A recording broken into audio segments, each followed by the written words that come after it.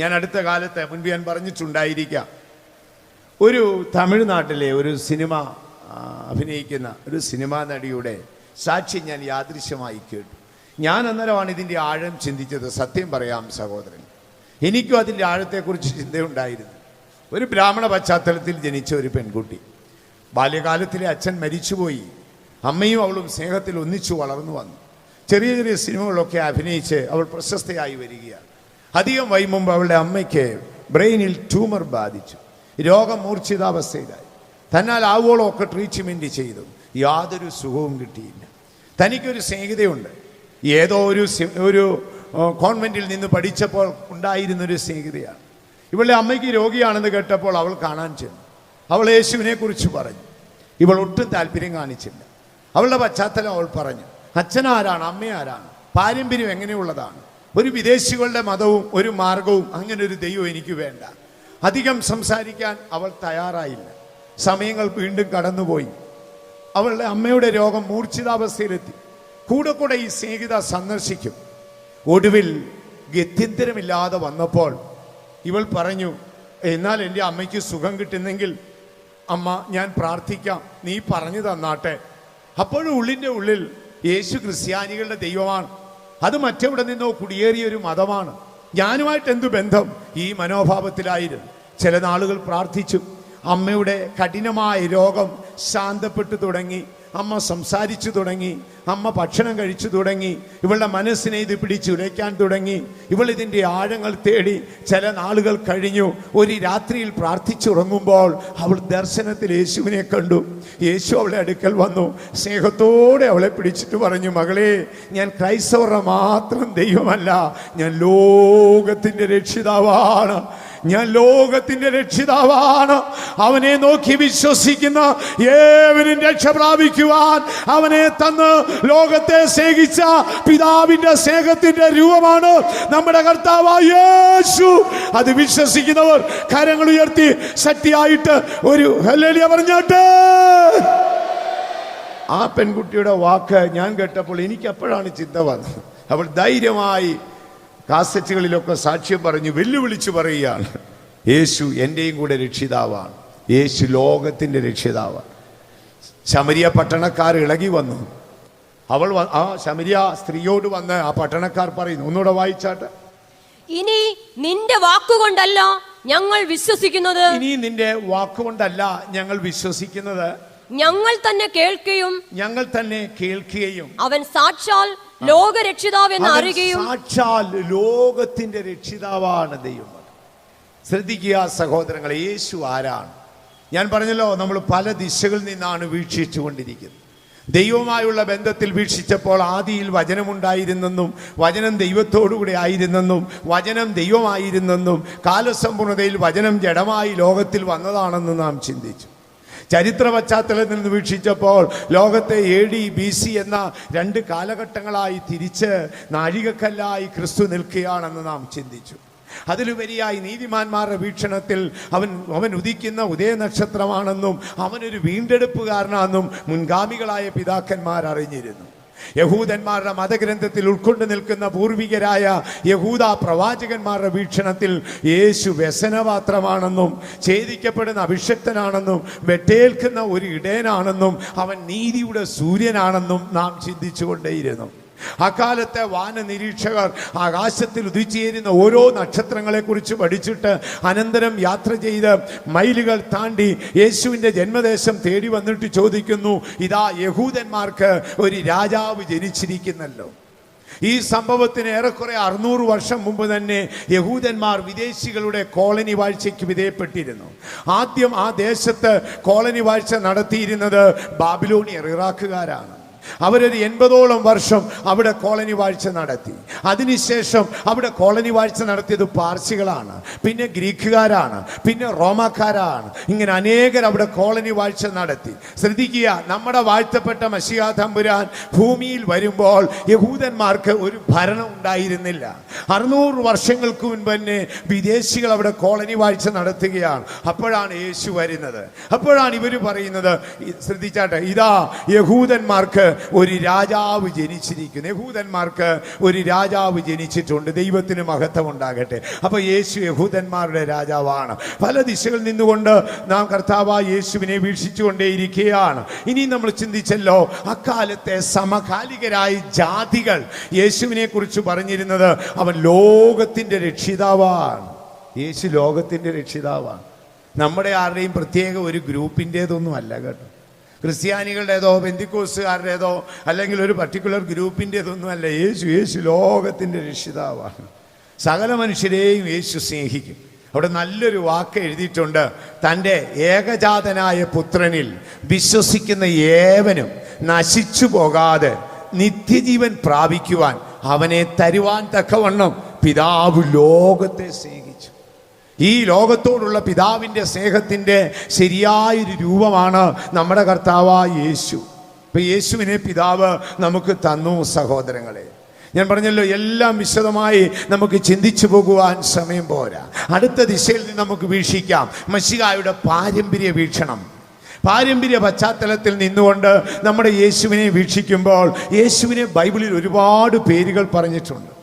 യേശു എന്ന വാക്കിൻ്റെ അർത്ഥം രക്ഷിക്കുന്നവനെന്നാണ്. കർത്താവായ യേശുവിൻ്റെ ഈ ലോകത്തിലേക്കുള്ള ആഗമനം യാദൃശ്യമായിരുന്നില്ല. യേശു ജനിക്കുന്നതിന് ഏറെക്കുറെ 950 വർഷങ്ങൾക്ക് മുമ്പ് തന്നെ മശിഹായുടെ ആഗമനം യഹൂദന്മാർ പ്രതീക്ഷിച്ചിരുന്നു.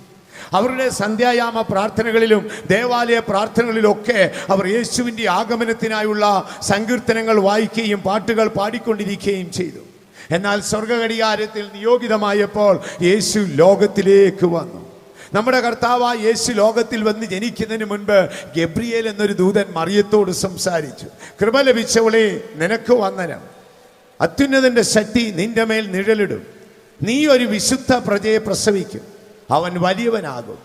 അവൻ തൻ്റെ ജനത്തെ പാപത്തിൽ നിന്ന് രക്ഷിപ്പാൻ ഇരിക്കുന്നത് കൊണ്ട് നീ അവന് യേശു എന്ന് പേരിടയണം. യേശു എന്ന വാക്കിൻ്റെ അർത്ഥം എന്താണ്? പാപത്തിൽ നിന്ന് രക്ഷിക്കുന്നവൻ. ഇനി മറ്റൊരു ഭാഗത്ത് പൗലോസ്ലിഹ ഉച്ചരിക്കുമ്പോഴൊക്കെയും നമ്മുടെ കർത്താവായ യേശു എന്ന വാക്കാണ്. യേശു എന്നും ക്രിസ്തുവെന്നും കർത്താവെന്നും മശിഹ എന്നും ഇമ്മാനുവേൽ എന്നും ഒക്കെയുള്ള വാക്കുകൾ ബൈബിളിലുണ്ട്.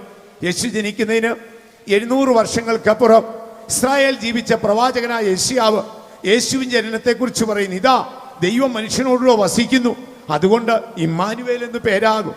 ഇമ്മാനുവേൽ, ദൈവം മനുഷ്യനോടുകൂടെ വസിക്കുന്നു, പാപത്തിൽ നിന്ന് രക്ഷിപ്പാനിരിക്കുന്നു, അതുകൊണ്ട് യേശു എന്ന് പേരാണ്.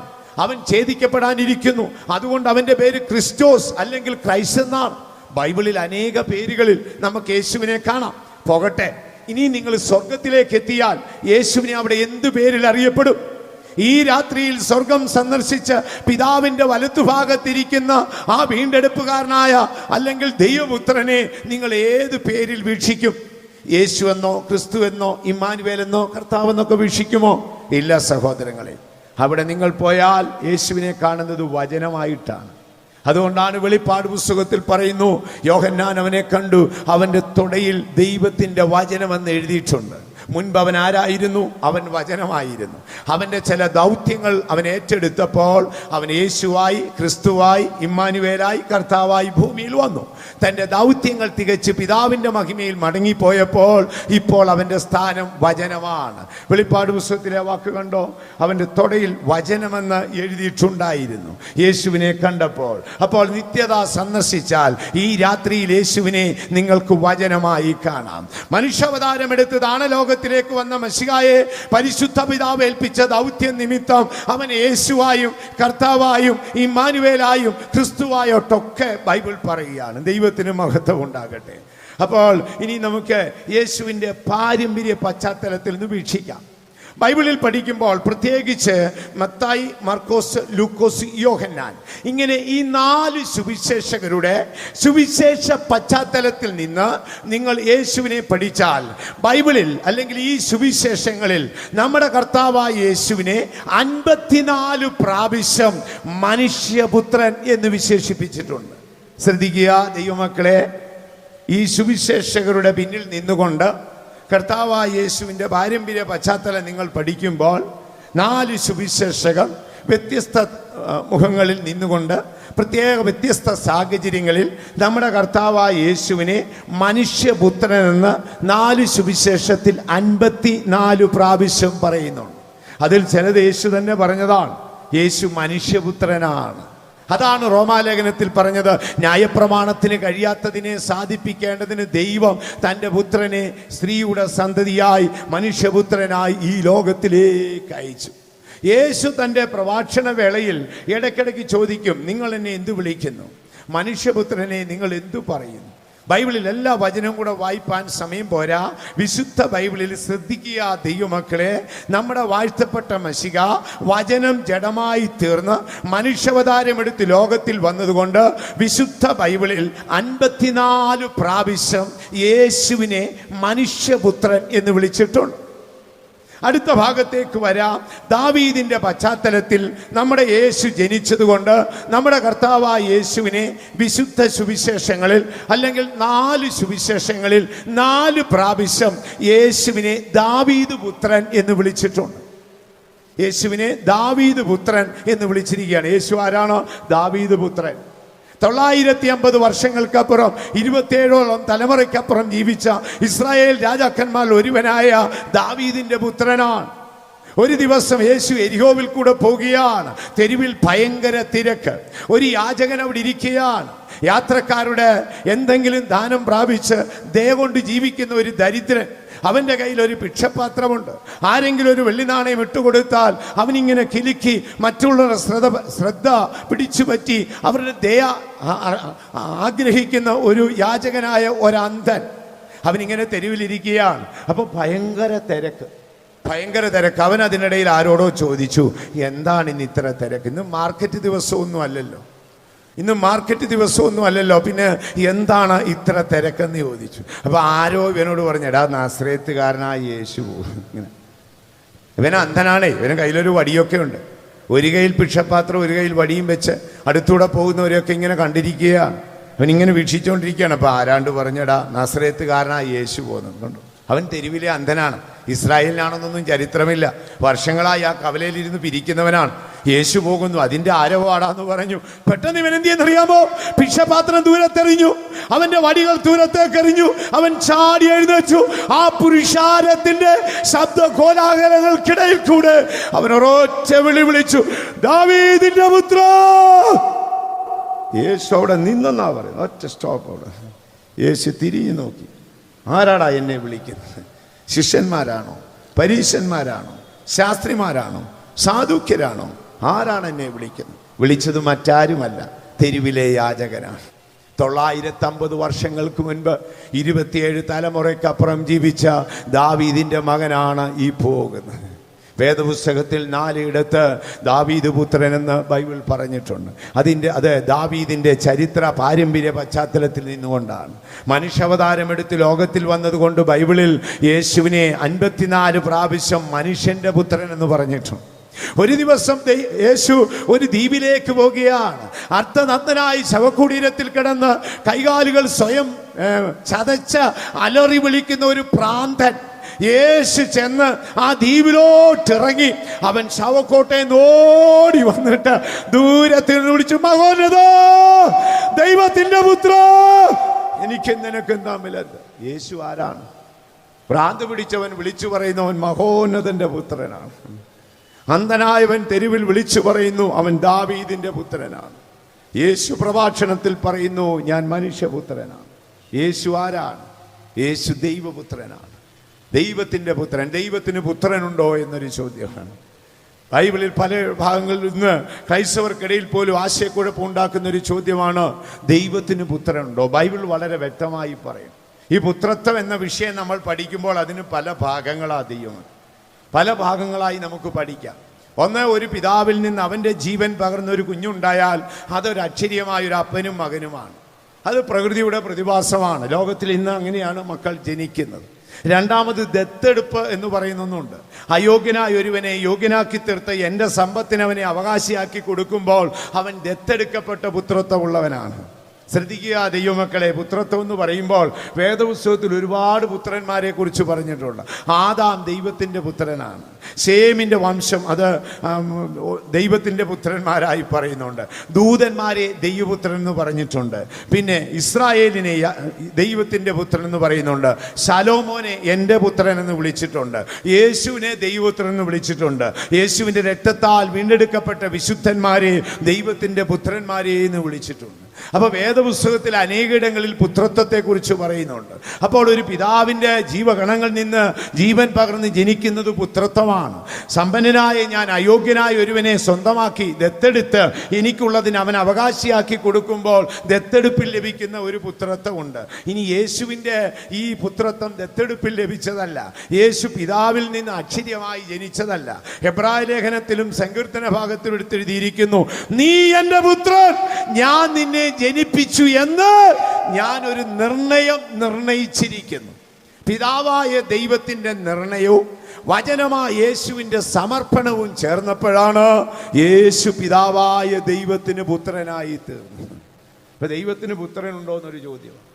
ദൈവം തമ്പുരാന് പുത്രനുണ്ടോ? ബൈബിൾ വളരെ വ്യക്തമാണ്. വായിച്ച എബ്രായ ലേഖനത്തിൽ പൗലോസ് എടുത്തെഴുതിയിരിക്കുന്നു, വായിച്ച, നീ എൻ്റെ പുത്രൻ, ഇന്ന് ഞാൻ നിന്നെ ജനിപ്പിച്ചിരിക്കുന്നു. നീ എൻ്റെ പുത്രൻ, ഇന്ന് ഞാൻ നിന്നെ ജനിപ്പിച്ചു എന്ന് അവനോട് അരുളി ചെയ്തവൻ അവന് കൊടുത്തതത്രേ. അവിടെ മശിഹായുടെ രാജത്വം, പൗരോഹിത്യം തുടങ്ങിയ വിഷയം പറഞ്ഞപ്പോൾ പൗലോസ്ലീഹ അത് സ്ഥാപിക്കാൻ പറയുകയാണ്. യേശു പിതാവായ ദൈവത്തിൻ്റെ നിർണയത്താൽ പുത്രത്വം പ്രാപിച്ചതാണ്. അല്ലാതെ പിതാവായ ദൈവത്തിൻ്റെ ഭാര്യ പ്രസവിച്ചിട്ടൊരു പുത്രനായ യേശു അല്ല. മാനുഷ്യബുദ്ധി കൊണ്ടാണ് പലരുടെയും വീക്ഷണം. അങ്ങനെ ദൈവത്തിന് പുത്രനുണ്ടോ? വാഴ്ത്തപ്പെട്ട മശിഹാ തമ്പുരാൻ ഈ ലോകത്തിലെ തൻ്റെ സകല ദൗത്യവും തികച്ച് പരിശുദ്ധ പിതാവിൻ്റെ അടുക്കൽ മടങ്ങിപ്പോകുന്ന അന്തിമ നിമിഷം താൻ ക്രൂശിൽ നേടിയ നിത്യരക്ഷ ജാതികളോട് പ്രസംഗിക്കുവാൻ തൻ്റെ വിശുദ്ധ ശ്രീഹന്മാരെ ലോകത്തിലേക്ക് അയക്കുമ്പോൾ എന്താ പറഞ്ഞത്? നിങ്ങൾ പുറപ്പെടുവീൻ, സകല സൃഷ്ടികളോടും പ്രസംഗിക്കുവീൻ, വിശ്വസിക്കുന്നവരെ പിതാവിൻ്റെയും പുത്രൻ്റെയും പരിശുദ്ധാത്മാവിൻ്റെയും നാമത്തിൽ സ്നാനം കഴിപ്പിച്ച് എൻ്റെ ശിഷ്യന്മാരാക്കിക്കൊള്ളുവീൻ. ശ്രദ്ധിക്കുക, പുത്രത്വം ഒരുപാട് ഭാഗമുണ്ട്. ഞാൻ പറഞ്ഞല്ലോ, ദത്തെടുത്ത് പുത്രത്വം പ്രാപിക്കുന്നു, ജീവനിൽ നിന്ന് പുത്രത്വം പ്രാപിക്കുന്നു. യേശു ഇത് രണ്ടുമല്ല. യേശുവിനെ കുറിച്ച് പറയുകയാണ്, എൻ്റെ പിതാവായ ദൈവത്തോട് സമത്വമുള്ളവൻ. പിതാവിൻ്റെ നിർണയവും യേശുവിൻ്റെ സമർപ്പണവുമാണ് യേശുവിനെ പുത്രനാക്കിയത്. അങ്ങനെയല്ലേ? നീ എൻ്റെ പുത്രൻ, ഇന്ന് ഞാൻ നിന്നെ ജനിപ്പിച്ചെന്ന് പിതാവായ ദൈവം നിർണയിച്ചു. ഇതേ വാക്ക് തന്നെ സങ്കീർത്തന ഭാഗത്ത് ദാവീദ് പ്രവചിച്ചു പറഞ്ഞു, നീ എൻ്റെ പുത്രൻ, ഞാൻ ഇന്ന് നിന്നെ ജനിപ്പിച്ചെന്ന് ഞാൻ നിർണയിച്ചിരിക്കുന്നു.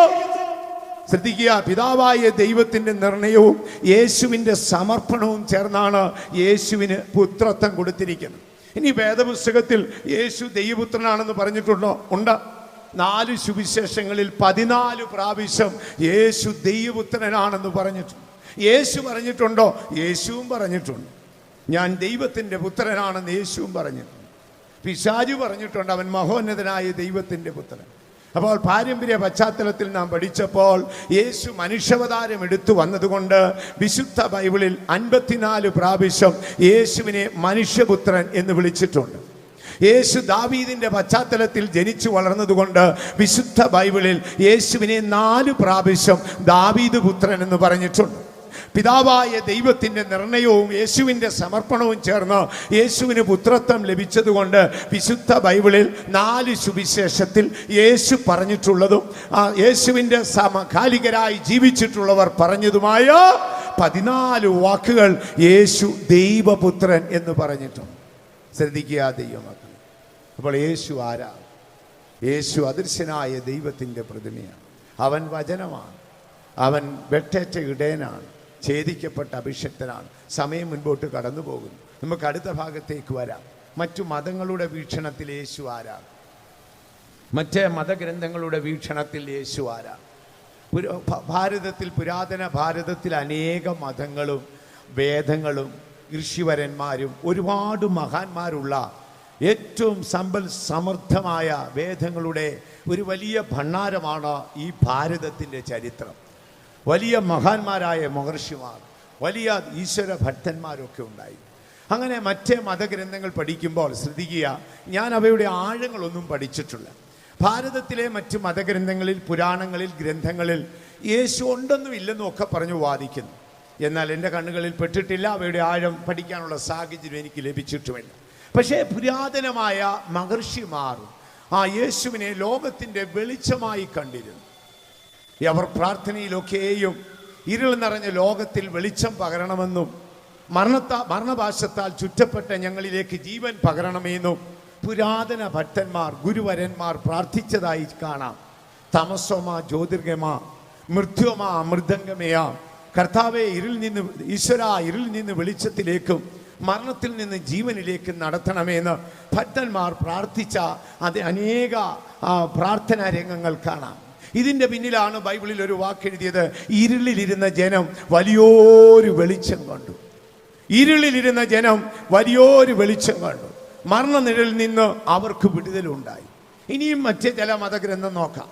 ലോകത്തിലെ ഇന്ന് 168 കോടിയോളം വരുന്ന ലോക പ്രശസ്തമായ 68 രാഷ്ട്രങ്ങളോളമുള്ള ഒരു വലിയ മതമാണ് ഇസ്ലാം മതം. കർത്താവായ യേശുവിന് ശേഷം ഏറെക്കുറെ 500-ൽ പരം വർഷങ്ങൾക്ക് ശേഷം യേശു ജനിച്ച ബേത്ലഹേമിൽ നിന്ന് 1000-ഓളം മൈൽ അകലത്തിൽ ജനിച്ച് ജീവിച്ച് വളർന്നു വന്ന ഒരു മഹാനാണ് ഇസ്ലാമിക മതത്തിൻ്റെ സ്ഥാപകനായ ബഹുമാനപ്പെട്ട മുഹമ്മദ് നബി. അദ്ദേഹത്തിൻ്റെ മതഗ്രന്ഥമായ ഖുറാനിൽ ഏറെക്കുറെ 26 പ്രാവശ്യത്തോളം ഒരു ഈശാ നബിയെക്കുറിച്ചും തൻ്റെ ജനന പശ്ചാത്തലത്തെക്കുറിച്ചൊക്കെ പറയുന്നു. ഇന്ന് ഇസ്ലാമികർ പറയുന്നു ഈ ഈശാ നബി എന്ന് പറയുന്നവർ ക്രൈസ്തവർ ആരാധിക്കുന്ന ആ യേശുവാണെന്നും അദ്ദേഹം ദൈവപുത്രനല്ല എന്നും അദ്ദേഹം കേവലം പ്രവാചകനാണെന്നും പറയുന്നു. ശ്രദ്ധിക്കുക, ഇവർ തമ്മിൽ കണ്ടിട്ടില്ല.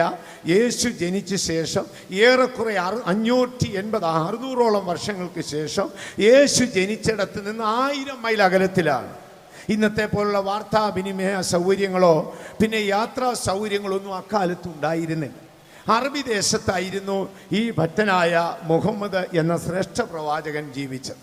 ഘട്ടം ഘട്ടമായി അള്ളാഹു ജബ്രിയേൽ എന്ന ദൂതൻ മുഖാന്തരം തനിക്ക് നൽകിയിട്ടുള്ളതാണ് വിശുദ്ധ ഖുർആൻ എന്ന് ഇസ്ലാം വിശ്വസിക്കുന്നു. ഈ ഖുർആനിൽ ഏറെക്കുറെ 26 പ്രാവശ്യത്തോളം ഈശാ നബി എന്ന ഒരുവനെ കുറിച്ച് പറയുന്നു. ഞാനൊരു നഗ്നസത്യം പറഞ്ഞുകൊള്ളട്ടെ. ഈശാ നബിയെക്കുറിച്ച് ഖുർആൻ പറയുന്ന പല കാര്യങ്ങളും ബൈബിളുമായി സാമ്യപ്പെട്ടിട്ടുണ്ട്. ഈശാ നബിയുടെ ജനനവും യേശുവിൻ്റെ ജനനവും സാമ്യപ്പെട്ടിട്ടുണ്ട്. അതുപോലെ അത്ഭുതങ്ങളും അടയാളങ്ങളും പലതും സാമ്യപ്പെടുത്തിയിട്ടുണ്ട്.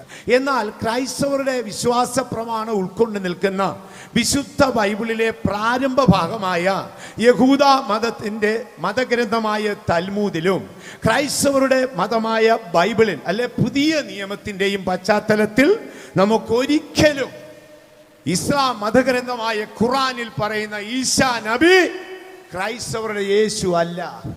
അതൊരിക്കലും നമുക്ക് അംഗീകരിക്കാനൊക്കെ. കാരണം എന്താണ്? ഞാൻ യാദൃശ്യമായി കുറേശ്ശെ പഠിക്കും സഹോദരങ്ങളെ, ഇടയ്ക്കൊക്കെ. ഒരിക്കലുമല്ല. സാമ്യമുണ്ട് പലതിലും. സാമ്യം പലതുകൊണ്ട് സംഭവം ഒന്നാകണമെന്നില്ലല്ലോ. ഈശാ നബിയുടെ ജനന സാമ്യം ഖുറാനിലും ബൈബിളിലും ഏറെക്കുറെ ഒരുപോലാണ്. ജബ്രിയേൽ എന്ന ദൂതൻ മറിയത്തോട് വന്ന് പരിശുദ്ധ റൂഹായുടെ സാന്നിധ്യത്തിൽ നീ ഒരു വിശുദ്ധ പ്രജയെ പ്രസവിക്കും, പാപത്താൽ പർദീസ നഷ്ടപ്പെട്ട മാനവരാശിയുടെ ഉദ്ധാരണത്തിന് 7000-ലധികത്തോളം പ്രവാചകണത്തെ അയച്ചിട്ടുണ്ടെന്നും ആ പ്രവാചകണത്തിലെ ശ്രേഷ്ഠ പ്രവാചകൻ ഈശാ നബിയാണെന്നും അദ്ദേഹത്തിന് ശേഷം ഒരു അന്തിമ പ്രവാചകൻ വന്നെന്നും ഇനി ലോകാവസാനത്തിൽ ഈശാ നബി മടങ്ങി വരുമെന്നും അദ്ദേഹം ജിൽദ ഗേറ്റിങ്കിൽ വെച്ച് ദജാൽ എന്ന വഞ്ചകനെ കൊന്നുമുടിക്കുമെന്നും അദ്ദേഹം 40ഓളം വർഷം ലോകത്തെ ഭരിക്കുമെന്നൊക്കെ ഇസ്ലാം മത ഗ്രന്ഥമായ ഖുർആൻ ഒരു ഈശാ നബിയെ കുറിച്ച് പറയുന്നുണ്ട്. ഞാൻ പറയട്ടെ, ബൈബിളിന് 2 ഭാഗമുണ്ടെന്ന് ഞാൻ പറഞ്ഞല്ലോ. യഹൂദന്മാരുടെ മതഗ്രന്ഥമായ തൽമൂദിന്റെയും ക്രൈസ്തവരുടെ വിശ്വാസ പ്രമാണം ഉൾക്കൊണ്ട് നിൽക്കുന്ന മശിഹ പറഞ്ഞതും സ്ലീഹന്മാർ പറഞ്ഞതും പിൽക്കാല ലേഖനങ്ങളിലും വിശുദ്ധ വെളിപ്പാട് പുസ്തകത്തിന്റെ അടിസ്ഥാനത്തിലും ശക്തമായി നമുക്ക് പറയാം, ക്രൈസ്തവർ വിശ്വസിച്ച് ആരാധിച്ച് അവരുടെ രക്ഷകനെന്ന് പറയുന്ന യേശു ക്രിസ്തു അല്ല ഇസ്ലാം മത ഗ്രന്ഥമായ ഖുർആൻ പറയുന്ന ഈശാ നബി. കാരണം എന്ത്? യേശു ജനിക്കുന്നതിന് മുമ്പ് 54 പ്രവചനങ്ങൾ ബൈബിളിലുണ്ട്. യേശുവിനെ കുറിച്ച് പൗലോസ് എന്തെഴുതിയിരുന്നു? അവൻ തിരുവെഴുത്തും പ്രകാരം ജനിച്ചു, അവൻ തിരുവെഴുത്തും പ്രകാരം മരിച്ചു, അവൻ തിരുവെഴുത്തും പ്രകാരം 3-ാം ദിവസം ഉയർത്തു. കർത്താവായ യേശുവിൻ്റെ ജനനം തുടങ്ങി യേശുവിൻ്റെ നിത്യതയിലെ രാജ്യത്വം വരെയുള്ള എല്ലാ സംഭവങ്ങളും പ്രവാചകന്മാരുടെ പ്രവചനത്തിലുള്ളതാണ്. ശ്രദ്ധിക്കുക, മുൻഗാമികളായ പ്രവാചകന്മാരുടെ പ്രവചനത്തിൽ നിന്ന് യേശുവിനെ സംബന്ധിച്ച ഒരേ ഒരു വിഷയമേ ഒഴിവുള്ളൂ. എന്തെന്നറിയാമോ? നമ്മുടെ ബഹുമാനപ്പെട്ട പത്രോസ് ഉറക്കത്തിൽ നിന്ന് എഴുന്നേറ്റ് ശതാധിപൻ്റെ മഹാപുരോഹിതൻ്റെ ദാസൻ്റെ കാത് വെട്ടിയ സംഭവം. ഇത് പ്രവാചകന്മാരൊന്നും പറഞ്ഞിട്ടില്ല. ശ്രദ്ധിക്കുക സഹോദരങ്ങളെ, ബാക്കി എല്ലാറ്റിനും ഞാൻ തെളിവ് തരാം. യേശു ജനിക്കുന്ന സ്ഥലം, യേശുവിൻ്റെ ജനനാവസ്ഥ, യേശുവിൻ്റെ ശിശുപ്രായം, യേശുവിൻ്റെ ദേവാലയ സന്ദർശനം, യേശുവിന് മുന്നോടിയായി വരുന്ന യോഹന്നാൻ സ്നാപകൻ, യേശുവിൻ്റെ ജലസ്നാനം, യേശുവിൻ്റെ മരുഭൂമിയിലെ പ്രാർത്ഥന, യേശുവിൻ്റെ ശുശ്രൂഷ, യേശുവിൻ്റെ പീഡനം, യേശുവിൻ്റെ ക്രൂശുമരണം, ഇതെല്ലാം യേശു ജനിക്കുന്നതിന് മുൻപായി നൂറുകണക്കിന് ആയിരക്കണക്കിന് വർഷങ്ങൾക്ക് മുൻപേ പ്രവചിച്ചിട്ടുള്ളതാണ്. അപ്പോൾ ആ തൽമൂദിൽ പറയുന്ന പ്രവചനമാണോ വലുത്? ശ്രദ്ധിക്കുക, ബൈബിളിൽ യേശു ജനിക്കുന്നതിന് വർഷങ്ങൾക്ക് മുൻപേ മശിഹ ക്രൂശിക്കപ്പെടും. ഉദാഹരണം ഞാൻ പറയാം. 22-ാം സങ്കീർത്തനത്തിലേക്ക് വരാം. 22-ാം സങ്കീർത്തനം, യേശു ജനിക്കുന്നതിന് 950 വർഷം മുമ്പാണ് ഈ പ്രവചനം പ്രവചിച്ചിരിക്കുന്നത്. ആ പ്രവചനത്തിൽ പറയാണ്, അവർ എൻ്റെ കൈകാലുകളെ തുളച്ചു. വായിച്ചാട്ട് 22-ാം സങ്കീർത്തനത്തിന്റെ അവസാന വരികൾ. അവർ എൻ്റെ കൈകാലുകളെ തുളച്ചു, അവർ എൻ്റെ അങ്കി ചീട്ടിട്ടു, അവർ എൻ്റെ വസ്ത്രം പകുത്തെടുത്തു, അവർ എനിക്ക് കയ്പുകാടി കുടിക്കാൻ തന്നു. വായിച്ചാൽ 22-ാം സങ്കീർത്തനം വായിച്ചാൽ, എന്റെ വസ്ത്രം അവർ പകുത്തെടുത്തു. വാക്യം എന്താ പറഞ്ഞ? 22-ന്റെ 18-ാം വാക്യം. 22-ാം സങ്കീർത്തനം 18-ാം വാക്യം. 950 വർഷം മുമ്പ്. വായിച്ചാട്ട്. എന്റെ വസ്ത്രം അവർ പകുത്തെടുത്തു, എന്റെ വസ്ത്രം അവർ പകുത്തെടുത്തു, എന്റെ അങ്കിക്കായി അവർ ചീട്ടിടുന്നു, എന്റെ അങ്കിക്കായി അവർ ചീട്ടിട്ടു. നീയോ യഹോവേ എന്റെ കൈകാലുകൾ തുളച്ചു. താഴെക്കുള്ളവർ കണ്ടവര് വായിച്ചാട്ട്. അവർ എന്റെ കൈകാലുകളെ തുളച്ചു. കൈകാലുകളെ അവർ എന്റെ കൈകളെയും കാലുകളെയും തുളച്ചു. അവർ എന്റെ കൈകളെയും കാലുകളെയും തുളച്ചു. ശ്രദ്ധിക്കുക, 2000 വർഷങ്ങൾക്കപ്പുറം റോമാക്കാരുടെ ശിക്ഷയേറ്റുകൊണ്ട് നമ്മുടെ വാഴ്ത്തപ്പെട്ട മശിഹായുടെ കൈകാലുകൾ തുളയ്ക്കുമെന്ന് മശിഹ ജനിക്കുന്നതിന് 950 വർഷം മുൻപ് തന്റെ വംശത്തിലെ 27 തലമുറയ്ക്കപ്പുറം ജീവിച്ച ഭക്തനായ ദാവീദ് സങ്കീർത്തനത്തിൽ എഴുതി, അവർ എന്റെ കൈകളെയും കാലുകളെയും തുളച്ചു, അവർ എന്റെ വസ്ത്രം പകുത്തെടുത്തു, എന്റെ അങ്കിക്ക് ചീട്ടിട്ടു. സംഭവം സത്യമല്ലേ? ഈ സ്ഥിതിക്ക് ഇസ്ലാം മത ഗ്രന്ഥമായ ഖുർആൻ പഠിച്ചാൽ യേശു ക്രൂശിക്കപ്പെട്ടിട്ടില്ല. അന്തിമ നിമിഷമായപ്പോൾ യഹൂദന്മാരെ വഞ്ചിച്ചുകൊണ്ട് അള്ളാഹു ഈശാ നബിയെ സ്വർഗത്തിലേക്ക് അങ്ങെടുത്തു. പകരം ഒരു യഹൂദൻ ക്രൂശിക്കപ്പെട്ടു. പോഷത്വമാണ്, ഒരിക്കലും അംഗീകരിക്കാനൊക്കത്തില്ല. ഈ ക്രിസ്ത്യാനിത്വത്തിന്റെ അടിസ്ഥാനം മശിഹായുടെ ക്രൂശുമരണവും അവന്റെ പുനരുദ്ധാനത്താൽ കിട്ടിയ നിത്യജീവനുമാണ്. അത് വിശ്വസിക്കുന്നവർ കരങ്ങൾ ഉയർത്തി ശക്തിയായിട്ട് ഒരു ഹല്ലേലൂയ പറഞ്ഞാട്ടെ. അപ്പോൾ ശ്രദ്ധിക്കുക സഹോദരങ്ങളെ, ഞാൻ പറഞ്ഞു യേശുവിൻ്റെ നമുക്ക് പുറകെ ദൈവം അനുവദിച്ചാൽ പിന്നീട് ഞാൻ കുറെ കൂടെ വിശദമായി പറയാം. ഓരോ ഇഞ്ചിഞ്ചായിട്ടുള്ള കാര്യം പോട്ടെ. യേശുവിൻ്റെ കൂട്ടത്തിലൊരു കള്ളനുണ്ടായിരുന്നു. അവൻ്റെ പേര് യൂദാസ്. ആ 30 വെള്ളിക്കാശിന് യേശുവിനെ ഒറ്റിക്കൊടുത്തു. 30 വെള്ളിക്കാശിന് യേശുവിനെ ഒറ്റിക്കൊടുത്തു. ഇത് യാദൃശ്യമാണോ? അല്ലെന്നേ, സക്കരിയാവ് പറഞ്ഞതാണ്. അവർ 30 വെള്ളിക്കാശിന് അവനെ ഒറ്റിക്കൊടുക്കും. പോട്ടെ, ഇവൻ ഈ പൈസ അച്ഛൻ അന്നത്തെ പുരോഹിതൻ്റെ ഇരിക്കെ കൊണ്ടുവന്നിട്ട് അബദ്ധം പറ്റിപ്പോയതാ. അബദ്ധം പറ്റിപ്പോയി. യേശുവിനെ പിടിക്കുന്നതും അടിക്കുന്നതൊക്കെ കണ്ടപ്പോൾ യൂദാ ഞെട്ടിപ്പോയി.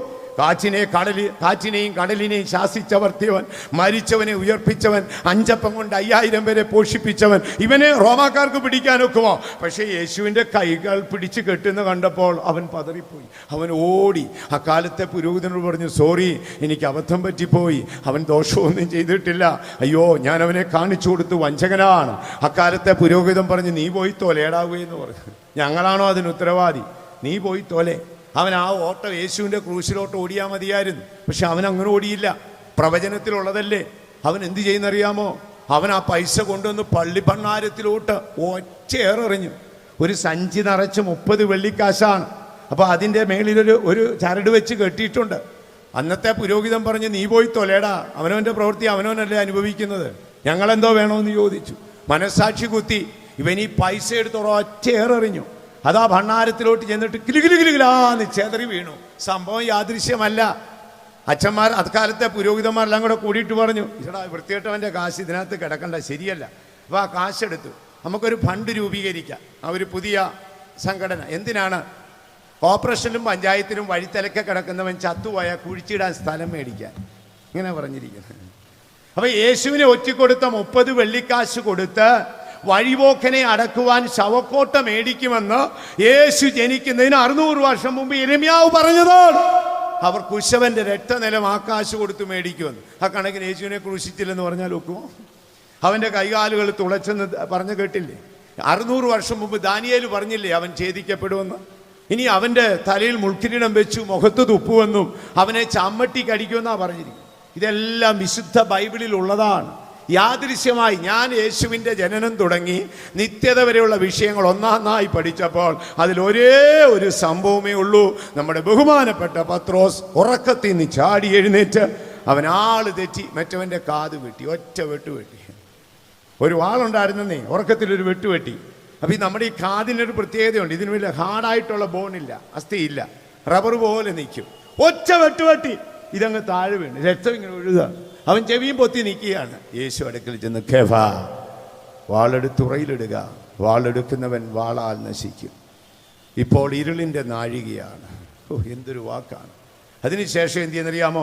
താഴെ പോയി കിടക്കുന്ന ചെവി, അതെല്ലാം കരിയില പറ്റിയിട്ടുണ്ട്. ഒലിവ് തോട്ടമല്ലേ, പൊടിഞ്ഞ കരിയില പറ്റിയിട്ടുണ്ട്. യേശു അത് പെതുക്കെ പൊട്ടി, കരിയിലെല്ലാം കൊട്ടിച്ച് പെരിയെ ഒട്ടിച്ചുള്ളൂ. ടക്കെന്ന് കയറി സൂപ്പർ ഗ്ലൂ കൊണ്ട് ഒട്ടുന്ന പോലെ ടക്കെന്ന് ഒട്ടിച്ചു. അന്നേരമെങ്കിലും വിവരം കെട്ടവന്മാർക്ക് മനസ്സിലാകണ്ടേ ദൈവപുത്രനാണ്. പക്ഷേ ഇരുളിൻ്റെ ശക്തി ആകയാൽ അവർക്ക് ഗ്രഹിക്കാൻ ഒത്തില്ല. അപ്പോൾ ശ്രദ്ധിക്കുക, ഇസ്ലാമിക മതഗ്രന്ഥമായ ഖുറാൻ പറയുന്ന ഈസാ നബി അല്ല ക്രൈസ്തവരുടെ യേശു. കാര്യം ക്രൈസ്തവരുടെ യേശു ക്രൂശിക്കപ്പെട്ടിട്ടുണ്ട്. ക്രൈസ്തവരുടെ യേശു ക്രൂശിക്കപ്പെടാനാണ് ഈ ലോകത്തിലേക്ക് വന്നത്. തൊട്ടുപുറകെ നമുക്ക് ചിന്തിക്കാം. അപ്പോൾ മതവീക്ഷണത്തിൽ നമ്മൾ പഠിക്കുമ്പോൾ പുരാതന നമ്മുടെ ഭാരതത്തിലെ വേദങ്ങളിൽ പലതിലും യേശുവിൻ്റെ രൂപം വരച്ചിരുന്നു എന്ന് പല മഹാന്മാരും പറയുന്നു. സത്യം ഞാൻ തുറന്നു പറയാം, ഞാൻ കണ്ടിട്ടില്ല, അവയുടെ ആഴം ഞാൻ ഗ്രഹിച്ചിട്ടുമില്ല. എന്നാൽ ഭക്തന്മാർ ഇരുൾ നിറഞ്ഞ ലോകത്തിലേക്ക് വെളിച്ചത്തെ അയക്കണമെന്നും മരണത്തിൽ നിന്ന് ജീവനിലേക്ക് നടത്തണമെന്നും മഹർഷിമാർ പ്രാർത്ഥിച്ചിരുന്നു എന്നുള്ളത് സത്യം തന്നെയാണ്. പ്രാർത്ഥനയുടെ അനന്തരമായി ഇരുളിലിരുന്ന ജനം വലിയൊരു വെളിച്ചം കണ്ടു. ഏത് മനുഷ്യനെയും പ്രകാശിപ്പിക്കുന്ന സത്യ വെളിച്ചം ലോകത്തിലേക്ക് വന്നു. അപ്പോൾ ഞാൻ പറഞ്ഞല്ലോ, മതവീക്ഷണത്തിൽ പല കാര്യം പറയുന്നുണ്ട്. സാമ്യപ്പെട്ട ഒരുപാട് കാര്യമുണ്ട്.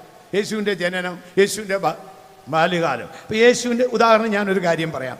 യേശുവിൻ്റെ ബാല്യകാലത്തെ ഒരു സംഭവം ഖുറാനിലുണ്ട്. ഖുറാൻ മറ്റൊന്നുമല്ല പറയുന്നു. യേശു ജനിച്ച് ചില നാളുകൾ കഴിഞ്ഞപ്പോൾ യഹൂദന്മാർ യേശു ഒരു വേശ്യപുത്രനാണെന്ന് പറഞ്ഞ് അവനെ കൊല്ലാൻ വന്നു. ഉടനെ അവൻ എന്ത് ചെയ്തു? അവൻ ആ തൊട്ടിയിൽ എഴുന്നേറ്റിരുന്ന് കളിമണ്ണ് കൊണ്ടൊരു പക്ഷിയെ ഉണ്ടാക്കി അവനെ ആകാശത്ത് പറപ്പിച്ചു വിട്ടു. അവർ അത്ഭുതപ്പെട്ടു പോയി. നിങ്ങളുടെ ആരെങ്കിലും ബൈബിളിൽ യേശു കളിമണ്ണ് കൊണ്ട് പക്ഷിയെ ഉണ്ടാക്കിയവരുടെ ഉണ്ടെങ്കിൽ കൈവക്കാമോ? എൻ്റെ ബൈബിളിലില്ല. യേശുവിൻ്റെ ബാല്യകാലത്ത് ഹെരോദാവ് എന്നൊരു ദുഷ്ടരാജാവ് അവനെ കൊല്ലാൻ നോക്കുമെന്നും അപ്പോൾ അവൻ്റെ അപ്പച്ചനും അമ്മയും കൂടെ ചേർന്ന് അവനെ ഇതാ ഈജിപ്തിലേക്ക് കൊണ്ടുപോകുമെന്നും ഹോശിയാവ് പറഞ്ഞിട്ടുണ്ട്. വിദ്വാൻമാർ അവനെ കണ്ട് അവന് ദാനങ്ങളെ കൊടുക്കുമെന്ന് പറഞ്ഞിട്ടുണ്ട്. അങ്ങനെ ഒരുപാട് കാര്യങ്ങളുണ്ട്. സംഭവം ശ്രദ്ധിക്കുക സഹോദരങ്ങളെ. യേശു ജനിക്കുന്നതിന് ഏറെക്കുറെ 950 വർഷം മുമ്പ് തന്നെ നിരനിരയായി ജീവിച്ച യഹൂദന്മാരുടെ മതഗ്രന്ഥത്തിൽ തല ഉയർത്തി നിൽക്കുന്ന പ്രവാചകഗണങ്ങൾ യേശുവിനെ കുറിച്ച് പറഞ്ഞിട്ടുണ്ട്. അതാണോ സത്യം? യേശുവിൻ്റെ സമകാലികരായി ജീവിച്ച സ്ലീഹന്മാർ പറഞ്ഞതാണോ സത്യം? അല്ലെങ്കിൽ അക്കാലത്തെ വ്യക്തമായ സുവിശേഷ ചരിത്രം പറയുന്നതാണോ സത്യം? 600 വർഷത്തിന് ശേഷം 1000 മൈൽ അകലത്തിൽ ജീവിച്ച ഒരു പ്രവാചകനെന്ന് സ്വയം പറയുന്ന ഒരു നബി പറയുന്നതാണോ ശരി? അപ്പോൾ എനിക്കത് അംഗീകരിക്കാൻ ഒക്കത്തില്ല. അംഗീകരിക്കുന്നുണ്ടെങ്കിലുണ്ട്. ഈസാ നബി, ഈസാൻ എന്ന വാക്കിൻ്റെ അർത്ഥം പറയാൻ ഒക്കുന്നില്ല. കാര്യം യേശു എന്ന് പറഞ്ഞാൽ ലോകത്തിൻ്റെ രക്ഷിതാവാണ്. യേശു എന്ന വാക്കിന് എന്താണ്? അവൻ തൻ്റെ ജനത്തെ പാപത്തിൽ നിന്ന് രക്ഷിപ്പാൻ ഇരിക്കുന്നത് കൊണ്ട് നീ അവന് യേശു എന്ന് പേരിടണം. ഈസാ നബി എന്ന വാക്കിന് അതല്ല. മറിയത്തോട് പറഞ്ഞ യേശു എന്ന വാക്കിൻ്റെ അർത്ഥമാണ്. അപ്പോൾ മറ്റു മതവീക്ഷണങ്ങളിൽ യഹൂദന്മാരുടെ മതഗ്രന്ഥത്തിൽ ഒരുപാട് കാര്യം, നമ്മൾ 54ഓളം പ്രവചനമുണ്ട്. ഇനിയും വരാൻ പോകുന്ന പ്രവചനമുണ്ട്. യേശുവിൻ്റെ രാജ്യത്വം, യേശുവിൻ്റെ 1000 ആണ്ട് വാഴ്ച, ഇതെല്ലാം പ്രവാചകന്മാർ വ്യക്തമായി പറഞ്ഞിട്ടുണ്ട്. ആരാണ് യേശു? ആരാണ് ഈ മശിഹ? ഇവൻ അദൃശ്യനായ ദൈവത്തിൻ്റെ പ്രതിമയാണ്. സമയം പോകുന്നു. അടുത്ത ഭാഗത്തേക്ക് കൂടെ പോയി നമുക്ക് പെട്ടെന്ന് അവസാനിപ്പിക്കാം. നമ്മുടെ കർത്താവായ യേശു ഈ ലോകത്തിൽ വന്ന് ശ്രദ്ധിക്കുക ദൈവമക്കളെ. യേശു 33.5 വർഷക്കാലം ജീവിച്ചു. യേശു ദേവാലയത്തിൽ പോയിരുന്നു. യേശു ജന്മം കൊണ്ട് യഹൂദനാണ്. ന്യായപ്രമാണ പ്രകാരം ഒരിക്കലും ഒരു യഹൂദന് ദേവാലയത്തിൻ്റെ ഫസ്റ്റ് സ്റ്റെപ്പിലെ ചെല്ലാൻ അല്ലെങ്കിൽ പ്രാകാരത്തിലെ പോകാനൊക്കത്തുള്ളൂ. അന്നത്തെ യഹൂദന്മാരുടെ പള്ളിക്ക് പ്രധാന 3 സ്ഥലമാണ്: പ്രാകാരം, വിശുദ്ധ സ്ഥലം, അതിവിശുദ്ധ സ്ഥലം. അപ്പോൾ ഇസ്രായേലിലെ പൗരോഹിത്യം ഏൽപ്പിച്ച ലേവ്യൻ്റെ മക്കൾക്ക് മാത്രമേ അതിവിശുദ്ധ സ്ഥലത്തും വിശുദ്ധ സ്ഥലത്തും അതിവിശുദ്ധ സ്ഥലത്തും കയറാനൊക്കത്തുള്ളൂ. ബാക്കി 11 ഗോത്രത്തിൽ ഏതു പ്രമാണിയാണെങ്കിലും പ്രാകാരത്തിൽ ചെന്ന് തിരുവെഴുത്ത് വായിച്ചേച്ച് പൊക്കോണം. നമ്മുടെ കർത്താവായ യേശു ജന്മം കൊണ്ട് ജൂതനാണ്. അപ്പം അദ്ദേഹത്തെ അന്നത്തെ പുരോഹിതന്മാർ പള്ളി കയറ്റും. എവിടെ കയറ്റും? പ്രാകാരം വരെ വന്നേച്ച് പൊക്കോളാൻ പറയും. യേശു ദേവാലയത്തിൽ പോയി പ്രാർത്ഥിച്ചെന്നൊക്കെ പറയുന്നില്ലേ? അന്തർമന്ദിരത്തിലൊന്നും കയറ്റിയല്ല. അവന്മാർ പെടലിക്ക് പിടിച്ച് ഇറക്കി വിടും. ഭയങ്കര ബലവാന്മാരാ. കയ്യാഭാവും ഇതുപോലെ അതുപോലുള്ള വമ്പന്മാരൊന്നുണ്ട്. അന്നായും കയ്യാഭാവും ഒക്കെ അന്നത്തെ പ്രമാണികൾ. യേശു ഒരു യഹൂദൻ. ജന്മദേശത്തു നിന്ന് 84 മൈൽ ദൂരം ചുറ്റളവിൽ അധികം പോയിട്ടില്ല. യേശു ഒരു സാധു പശ്ചാത്തലത്തിലാണ്. അപ്പം യേശു ദേവാലയത്തിൽ പോയി തിരുവെഴുത്തുകൾ വായിക്കും. അക്കാലത്തെ ചുരുളുകളെ നമ്മുടെ ഈ പുൽപ്പാ ചുരുട്ടി വെക്കുന്ന പോലെ ഇപ്പം പുരോഗമിച്ചു ബൈബിൾ എന്നൊക്കെ പറഞ്ഞ കമ്പ്യൂട്ടറിനകത്ത് മൊബൈലില്ല. ചിലരോടൊക്കെ തിരുവെഴുത്ത് വായിക്കാൻ പറഞ്ഞാൽ മൊബൈൽ ഓൺ ചെയ്ത് നോക്കുക, വേദദിവസം കൊണ്ട് നടക്കണം. അന്ന് അങ്ങനെയല്ല. ഓരോ പ്രവാചകന്മാരുടെ ചുരുളും ഏറെക്കുറെ ഈ പുൽപ്പാ ചുരുട്ടിയാൽ വരുന്നതിൻ്റെ ഒരു 1/4 ഭാഗം കാണും. അത് എബ്രായ ഭാഷയിൽ ആരാമിക്കിലൊക്കെ എഴുതിയിരിക്കുക. അതൊരു സ്റ്റാൻഡേ കയറ്റി വെച്ചേക്കുകയാണ്. അപ്പോൾ ഇത് സൂക്ഷിക്കുന്ന പള്ളിയിൽ ഒരു ട്രസ്റ്റി അല്ലെങ്കിൽ ഒരു സൂക്ഷിപ്പുകാരൻ കപ്പിയാരുണ്ട്. യേശു പ്രസംഗിക്കാൻ ചെന്നാൽ ഉടനെ എന്ത് ചെയ്യുന്നറിയാവോ? അതിൽ ഒരു ചുരുളെടുത്തുകൊണ്ട് വന്ന് ഈ 2 ഹാൻഡിൽ അത് സ്റ്റാൻഡിലോട്ട് കയറ്റി വെച്ചേച്ച് വലിച്ചു നൂർത്ത് കൊടുക്കും. യേശു പ്രസംഗിക്കാൻ തുടങ്ങും. അപ്പോൾ യേശു ജനിക്കുന്നതിന് 700 വർഷം മുമ്പ് ജീവിച്ച ഒരു പ്രവാചകൻ പറയാ, എളിയവരോട് സ്വവർത്തമാനം അറിയിപ്പാൻ യഹോവ എന്നെ അയച്ചിരിക്കുകൊണ്ട് അവൻ്റെ ആത്മാവ് എൻ്റെ മേലിരിക്കുന്നു, ബദ്ധന്മാർക്ക് വിടുതലും കുരുടന്മാർക്ക് കാഴ്ചയും. ഇങ്ങനെ വായിക്കുകയാണ്. വായിച്ച ശേഷം ആ ചുരുള് മടക്കി അവൻ്റെ കയ്യിൽ കൊടുത്തു. യേശു തിരിഞ്ഞെന്ന് പ്രസംഗിച്ചു. ഇപ്പോൾ ഈ വചനം നിവർത്തിയായി. അപ്പോൾ അതിനാണ് പറഞ്ഞത് തിരുവെഴുത്തും പ്രകാരമാണ് യേശു ജീവിച്ചത്. അപ്പോൾ യേശു ദേവാലയത്തിൽ പോവും, പ്രാർത്ഥിക്കും. പക്ഷെ അന്തർമന്ദിരത്തിലൊന്നും അന്നത്തെ പുരോഹിതന്മാർ കയറ്റത്തില്ല. ജൂതനല്ലേ, ഓടിച്ചു കളയും. അപ്പം യേശു പ്രാകാരം വരെ ചെന്നിട്ടുള്ളൂ, അതിനപ്പുറം കയറിയിട്ടില്ല. യേശു ആലയത്തിൽ പോയിരുന്നു. യേശു ഒരു പ്രാവുകുഞ്ഞിനെ പോലും യാഗം കഴിച്ചിട്ടില്ല. ഉണ്ടോ? ഇല്ല. യേശു ആട്ടുകുറ്റനെയോ പ്രാവും കുഞ്ഞിനെയോ ഒന്നും യാഗം കഴിച്ചിട്ടില്ല സഹോദരങ്ങളെ. അപ്പോൾ പക്ഷേ അന്ന് യഹൂദൻ്റെ ആചാരമാണ്. യഹൂദൻ്റെ ചരിത്രം എഴുതുന്ന ഒരു സംഘടനയുണ്ട്. അതിന് ജോസിഫാസിൻ്റെ സംഘടനയാണ്. ജോസിഫാസ് എന്ന് പറയുന്ന ഒരാളാണ് അത് സ്ഥാപിച്ചത്. ഇന്നും ആ സംഘടന യഹൂദന്മാർക്കിടയിൽ തുടരുകയാണ്. ആ ജോസിഫാസിൻ്റെ കണക്കും പ്രകാരം ഒരു വർഷം ഏതാണ്ട് 2,60,000 ആടുകളെയാണ് അക്കാലത്ത് യേശുവിൻ്റെ കാലത്തുണ്ടായിരുന്ന പള്ളിയിൽ യാഗം കഴിച്ചുകൊണ്ടിരുന്നത്. ഇതിൻ്റെ വേസ്റ്റ് എല്ലാം കൊണ്ടിടുന്നത് ആ കിദ്രോൻ തോടെന്ന് പറയുന്ന ആ താഴ്വരയിലായിരുന്നു. യേശു അത് കടന്നാണല്ലോ ഗെത്സമനിലേക്ക് പോയത്. അപ്പോൾ നമ്മുടെ കർത്താവായ യേശു പള്ളിയിൽ പോയി പ്രസംഗിച്ചു. യാഗം അർപ്പിച്ചതായിട്ടൊന്നുമില്ല. അവൻ ദേവാലയത്തിൽ പോയി പ്രസംഗിക്കുമായിരുന്നെന്ന് ബൈബിളിൽ കൂടെ എഴുതിയിട്ടുണ്ട്. അപ്പോൾ യേശു ഈ ലോകത്തിലേക്ക് വന്നു. അപ്പോൾ യേശുവിന് മുൻപ് ഒരാൾ വന്നു. ആരെന്നറിയാമോ? നമ്മുടെ ബഹുമാനപ്പെട്ട യോഹന്നാൻ. അപ്പോൾ യേശുവിനെ ഇനി അടുത്ത ഭാഗത്തേക്ക് വരാം. മനുഷ്യവർഗത്തിൻ്റെ പാപപരിഹാരവുമായിട്ട് യേശുവിനുള്ള ബന്ധം നമ്മൾ പല ദിശകളിൽ നിന്നാണ് വീക്ഷിക്കുന്നത്. മനുഷ്യവർഗത്തിൻ്റെ പാപപരിഹാരവുമായിട്ട് യേശുവിനുള്ള ബന്ധമാണ് അടുത്ത വിഷയം. അപ്പോൾ അക്കാലത്ത് നമ്മൾ ദേവാലയത്തിൽ പോയാൽ ശ്രദ്ധിക്കുക, നിങ്ങളൊരു ആടിനെയും വലിച്ചു കെട്ടി കോട്ടയത്തു നിന്ന് നമ്മൾ നടന്ന്, വണ്ടിയൊന്നും ഇല്ലല്ലോ, നടന്ന് പിടിച്ചു പള്ളിയിൽ ചെന്ന ആ ദേവാലയത്തിൽ ചെന്ന അക്കാലത്തെ പുരോഹിതന്മാർ ഭയങ്കര വില്ലന്മാരാണ്. അപ്പോൾ പുരോഹിതൻ എഴുതി കൊടുത്താലേ നമുക്ക് യാഗം കഴിക്കാനൊക്കത്തുള്ളൂ. കാരണം എന്താ? ഊനമുള്ളതിനെ യാഗം കഴിക്കുന്നവൻ ശപിക്കപ്പെട്ടവനാണെന്ന് പോലും. പാവപ്പെട്ട മത്തായി 5 കിലോമീറ്റർ ഈ ആടിനെയും വലിച്ചു ലാവലെയും മാവലെയും കാണിച്ച് അവിടെ കൊണ്ടുവന്നതാ. പള്ളിവാതിക്കെ നിൽക്കുന്ന അങ്ങേരിറങ്ങി വന്നേച്ച് മൊത്തം നോക്കി, കയ്യെ കാലേ കല കണ്ണേ മൂക്കേ ചെവി വാലേ മൊത്തം നോക്കിയിട്ട് പറയും ഊനമുള്ളതാണ്. പക്ഷെ തീർന്നില്ലേ, ഊനമുള്ളതാണ്. പാവപ്പെട്ട മത്തായി വെള്ളത്തിലായി. ഇനി ഊനമുള്ള ആടിനെ ആഹം അർപ്പിക്കാൻ ഒക്കുമോ? കള്ളന്മാരുടെ പരിപാടി കേട്ടോ. ഊനമുള്ളതിനെ അർപ്പിക്കാൻ ഒക്കത്തില്ല. അപ്പോൾ ഇവൻ എഴുതി കൊടുത്തു, ഒരു കാല് കിഴക്കോട്ടാണ്, ഒരു കാല് പടിഞ്ഞാറാട്ടാണ്. എഴുതി കൊടുക്കുന്നതിൻ്റെ കാല് തെക്കോട്ടും മുടക്കോട്ടാണെങ്കിൽ പോലും ഇവൻ ഇതിനെക്കുറിച്ച് വീക്ഷിച്ചിട്ട് എഴുതി കൊടുക്കും. അവസാനം പാവപ്പെട്ട മത്തായിച്ചൻ കൊണ്ടുവന്ന ആടിനെ എന്ത് ചെയ്യണം നോക്കുമ്പോൾ ഇവരുടെ ഈ സംഘടനയിൽപ്പെട്ട ശുങ്കിടികളുണ്ട്. അവന്മാർ പറയും, മത്തായിച്ചോ ഇനിയിപ്പം വലിച്ചു കെട്ടി വീട്ടിൽ കൊണ്ടുപോകണ്ടോ, 150 രൂപ തന്നേക്കാന്ന് പറയും. കണ്ടോ? അപ്പോൾ ഇവൻ ഈ 150 രൂപയ്ക്ക് ആടിനെ അങ്ങ് വിൽക്കും. അപ്പം തന്നെ ആ പള്ളിവാതിക്കൽ ക്വാളിറ്റിയുള്ള ആട് കിടപ്പുണ്ട്, അതാണ്. അതിനെ 350 രൂപയ്ക്ക് മേടിക്കും. കൊണ്ടുവന്ന ആടിനെ 150 രൂപയ്ക്ക് വിറ്റിട്ട് 200 രൂപ കൊടുത്ത് 350 രൂപയുടെ ഒരു ആടിനെയും കൊണ്ട് അത് ചെല്ലുമ്പോൾ അച്ഛൻ ചോദിക്കും എവിടുന്നാ മേടിക്കും, പുരോഹിതൻ ചോദിക്കും അത് ഇന്ന ആളുടെ ഇത്. ശരി, ഒരു കുഴപ്പമില്ല. അപ്പോൾ ശ്രദ്ധിക്കുക, അക്കാലത്തെ ലേവ്യൻ ഊനമില്ലെന്ന് പറഞ്ഞാലേ നമുക്ക് ഈ ആട്ടിൻകുട്ടിയെ അറക്കാനൊക്കത്തുള്ളൂ. അവർ ഊനമാണെന്ന് പറഞ്ഞാൽ പണി പാളിപ്പോയെന്നേ. അവരെഴുതി തന്ന ഊനമാണ്, പക്ഷെ എന്ത് ചെയ്യും, നടക്കത്തില്ല. അങ്ങനെ ഒരു കാലഘട്ടം ഉണ്ടായിരുന്നു. ഇപ്പം നമ്മുടെ കർത്താവായ യേശു ലോകത്തിൽ വന്നു. ഇപ്പം യേശുവിന് മുമ്പ് ഒരാൾ വന്നു, പേരെന്തറിയാമോ? യോഹന്നാൻ. യോഹന്നാൻ യാദൃശ്യമായി വന്നതല്ല. യോഹന്നാൻ്റെ അപ്പൻ്റെ പേര് സക്കരിയാവെന്ന ഒരച്ഛൻ്റെ മോനാ, യഹൂദ പള്ളിയിലെ ഒരച്ഛൻ്റെ മോനാ. അമ്മയുടെ പേര് എലിസബത്ത്. അവർ നല്ല മനുഷ്യരായിരുന്നു. അവർ വിവാഹം കഴിച്ചു, അവർക്ക് മക്കളുണ്ടായില്ല. അക്കാലത്ത് വിവാഹം കഴിച്ചു മക്കളുണ്ടാകാത്തവർ ശപിക്കപ്പെട്ടവരായിട്ടാണ് കണ്ടത്. കാരണം എന്താ? നിനക്ക് സന്താനപുഷ്ടി ഉണ്ടാകുമെന്ന് പറഞ്ഞില്ലേ? അപ്പൊ സന്താനം ജനിച്ചില്ലേ, ശപിക്കപ്പെട്ടവരാണ്. അപ്പൊ ഇവരൊത്തിരി പ്രാർത്ഥിച്ചു. ബാല്യകാലത്തിൽ അവരുടെ യൗവനത്തിലൊക്കെ ഒരു കുഞ്ഞ് ജനിക്കുമെന്ന് വിചാരിച്ച് ഈ സക്കരിയാവ് എലിസബത്ത് ഒത്തിരി പ്രാർത്ഥിച്ചതാ. പ്രാർത്ഥിച്ച് അപ്പൻ്റെയും അമ്മയുടെയും കണ്ണു കുടിഞ്ഞതല്ലാതെ മക്കളൊന്നും ഉണ്ടായി. പിന്നെ പ്രകൃതിയുടെ പ്രതിഭാസം ആയ വാർദ്ധക്യം പറന്നു പിടിച്ചപ്പോൾ ഈ ദമ്പതികളുടെ പ്രതീക്ഷയൊക്കെ അറ്റുപോയി. ഇനിയും പള്ളിയിൽ നിന്ന് കിട്ടുന്ന എന്തെങ്കിലുമൊക്കെ കാലം കഴിക്കാമെന്ന്. അപ്പൊ ദാവീദ് രാജാവിൻ്റെ കാലത്ത് ഈ പുരോഹിതന്മാർ എണ്ണം കൂടി. എല്ലാവർക്കും കൂടെ പള്ളി പരിപാടി ഇല്ലാത്തപ്പം ഇദ്ദേഹം എന്ത് ചെയ്യുന്നറിയാമോ? ഇവരെ ഈ മൊത്തം പുരോഹിതന്മാരെ 16 കൂറുകളായിട്ട് അങ്ങ് ഡിവൈഡ് ചെയ്തു.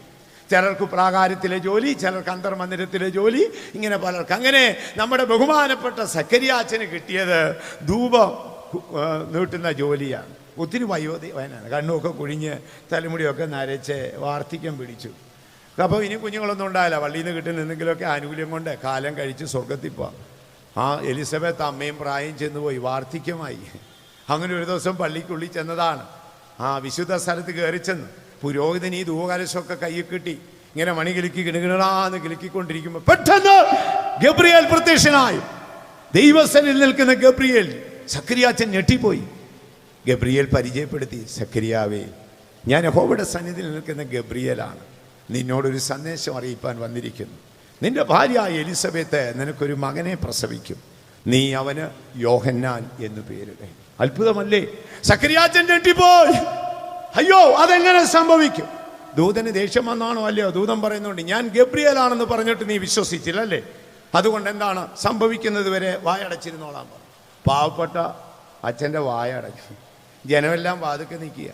അച്ഛൻ പള്ളിയിൽ നിന്ന് പുറത്തിറങ്ങി വന്ന് നാട്ടുകാർ പള്ളി വാതുക്കെ നിൽക്കുകയാണ്. അച്ഛൻ കൊള്ളാൻ പറയും. അപ്പോഴേ മനസ്സിലായി കൊളസ്ട്രോളോ പ്രഷറോ എന്തോ കൂടി അച്ഛൻ്റെ നാക്ക് കുഴഞ്ഞു. അച്ഛൻ വീട്ടിലും പോയി, പള്ളി വന്നവർ പോവുകയും ചെയ്തു. കാലങ്ങൾ പലത് കഴിഞ്ഞ് യോഹന്നാൻ ജനിച്ചു. യോഹന്നാൻ ജനിച്ചത് യാദൃശ്യമല്ല.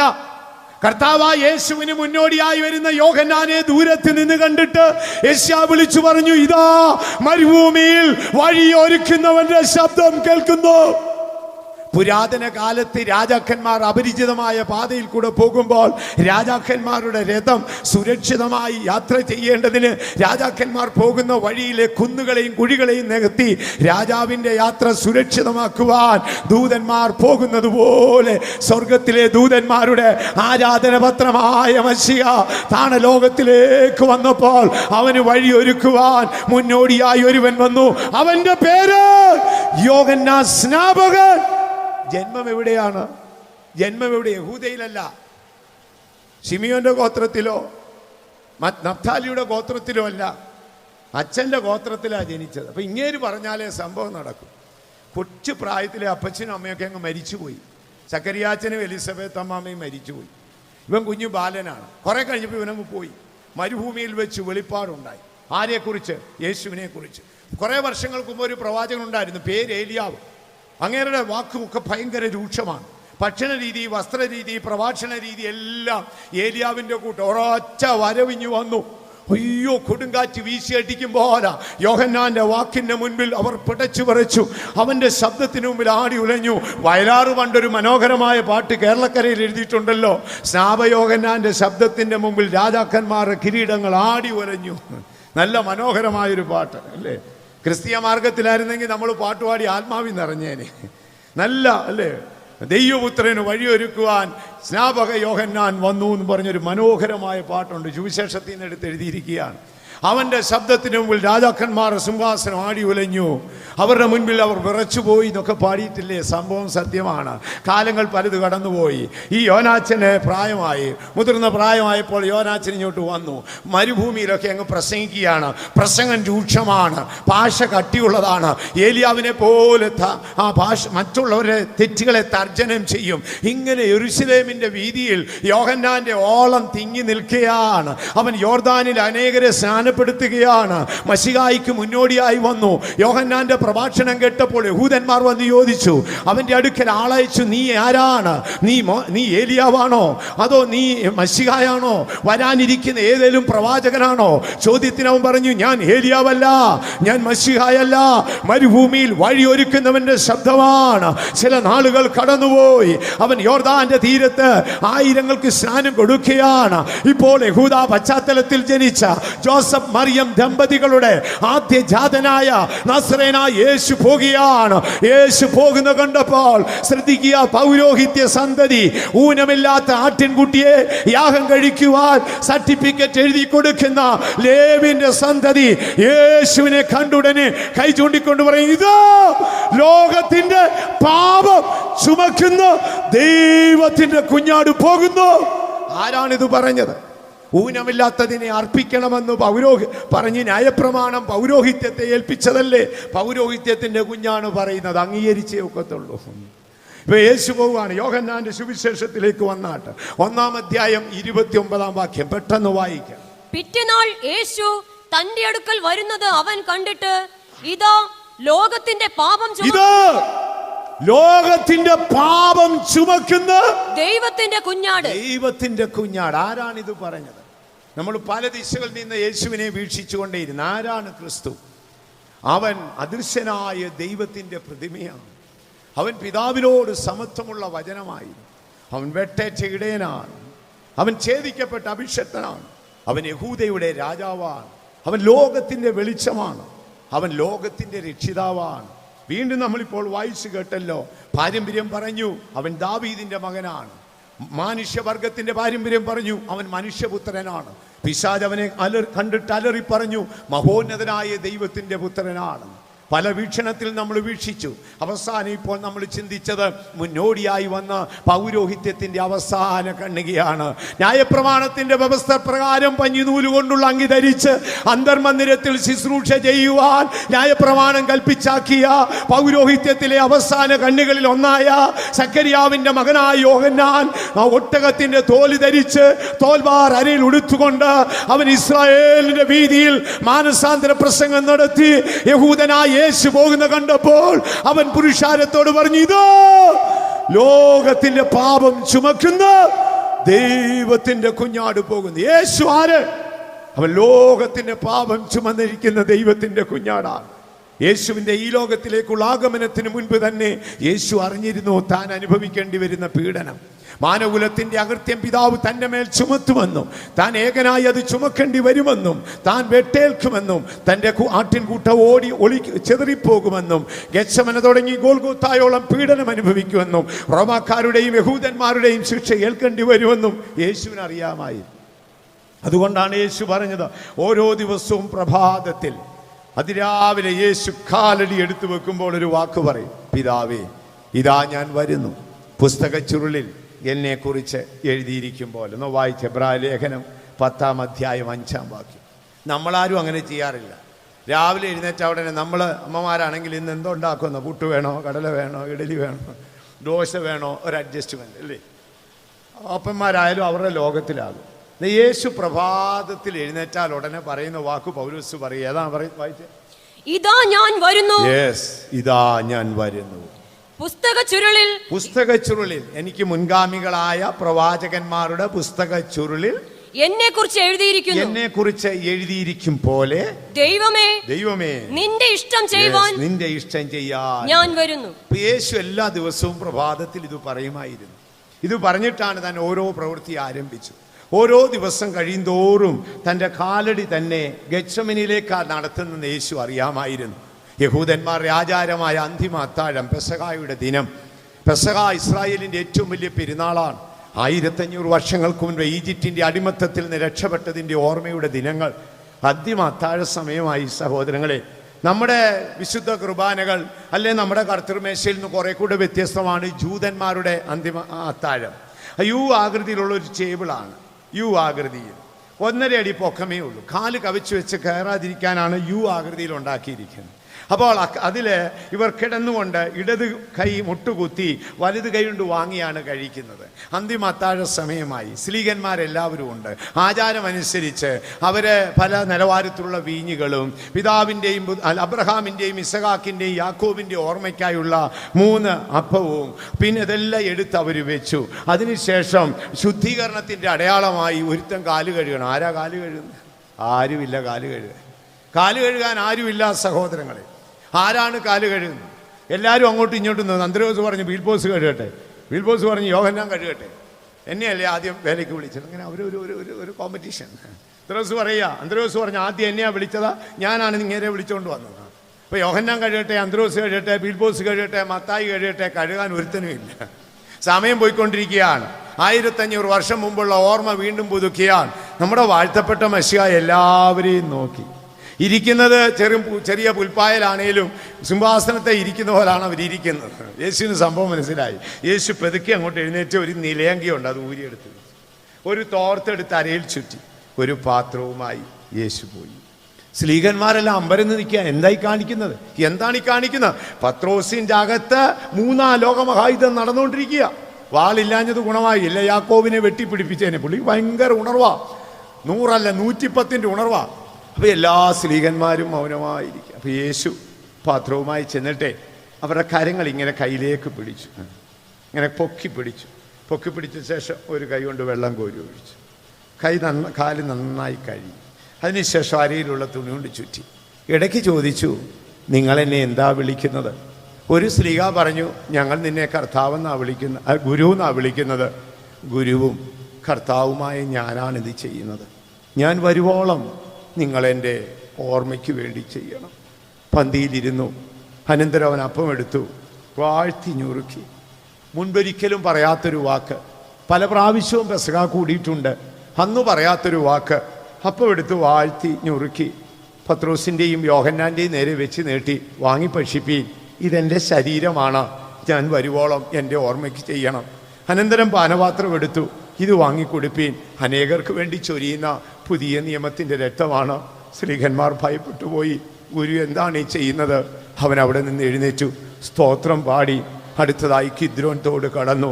2500ഓളം ആടുകളുടെ വേസ്റ്റ് കൊണ്ട് തള്ളുന്ന കിദ്രോൻ തോട്ടിൽ കൂടെ നമ്മുടെ യേശു കടന്നു. അവന് ഒലിവുമല കയറി കിദ്രോൻ തോട് കടന്നു. ഗെത്സമനിയിലേക്ക് പോയി. ഗെത്സമനി എന്നത് ഒരു ഒലിവ് തോട്ടമാണ്. പുരാതനമായ ചക്കുണ്ട് അവിടെ ഒലിവുകായ ആട്ടിയെടുക്കുന്ന ഒരു ചക്കുണ്ട്. അവിടേക്ക് യേശു പോയി. സ്ലീഹന്മാർ ചിലർ തങ്ങളോടുകൂടെയും മറ്റു ചിലർ പുറത്തുമാണ്. കേഫ, യോഹന്നാൻ, യാക്കോബ് അവരോട് പറഞ്ഞു, പ്ലീസ് അല്പനേരം ഒന്ന് പ്രാർത്ഥിച്ചാട്ട്. യേശു മുമ്പോട്ട് ചെന്നു. ഒരു കല്ലേറ് ദൂരത്തിൽ ഒരു ബാലൻ ഒരു കല്ലെടുത്തെറിഞ്ഞാൽ കൂടിയാൽ ഒരു 25 മീറ്റർ ദൂരം പോകും. യേശു അത്രയും ദൂരത്ത് പോയി. യേശു കമന്ന് കിടന്നു.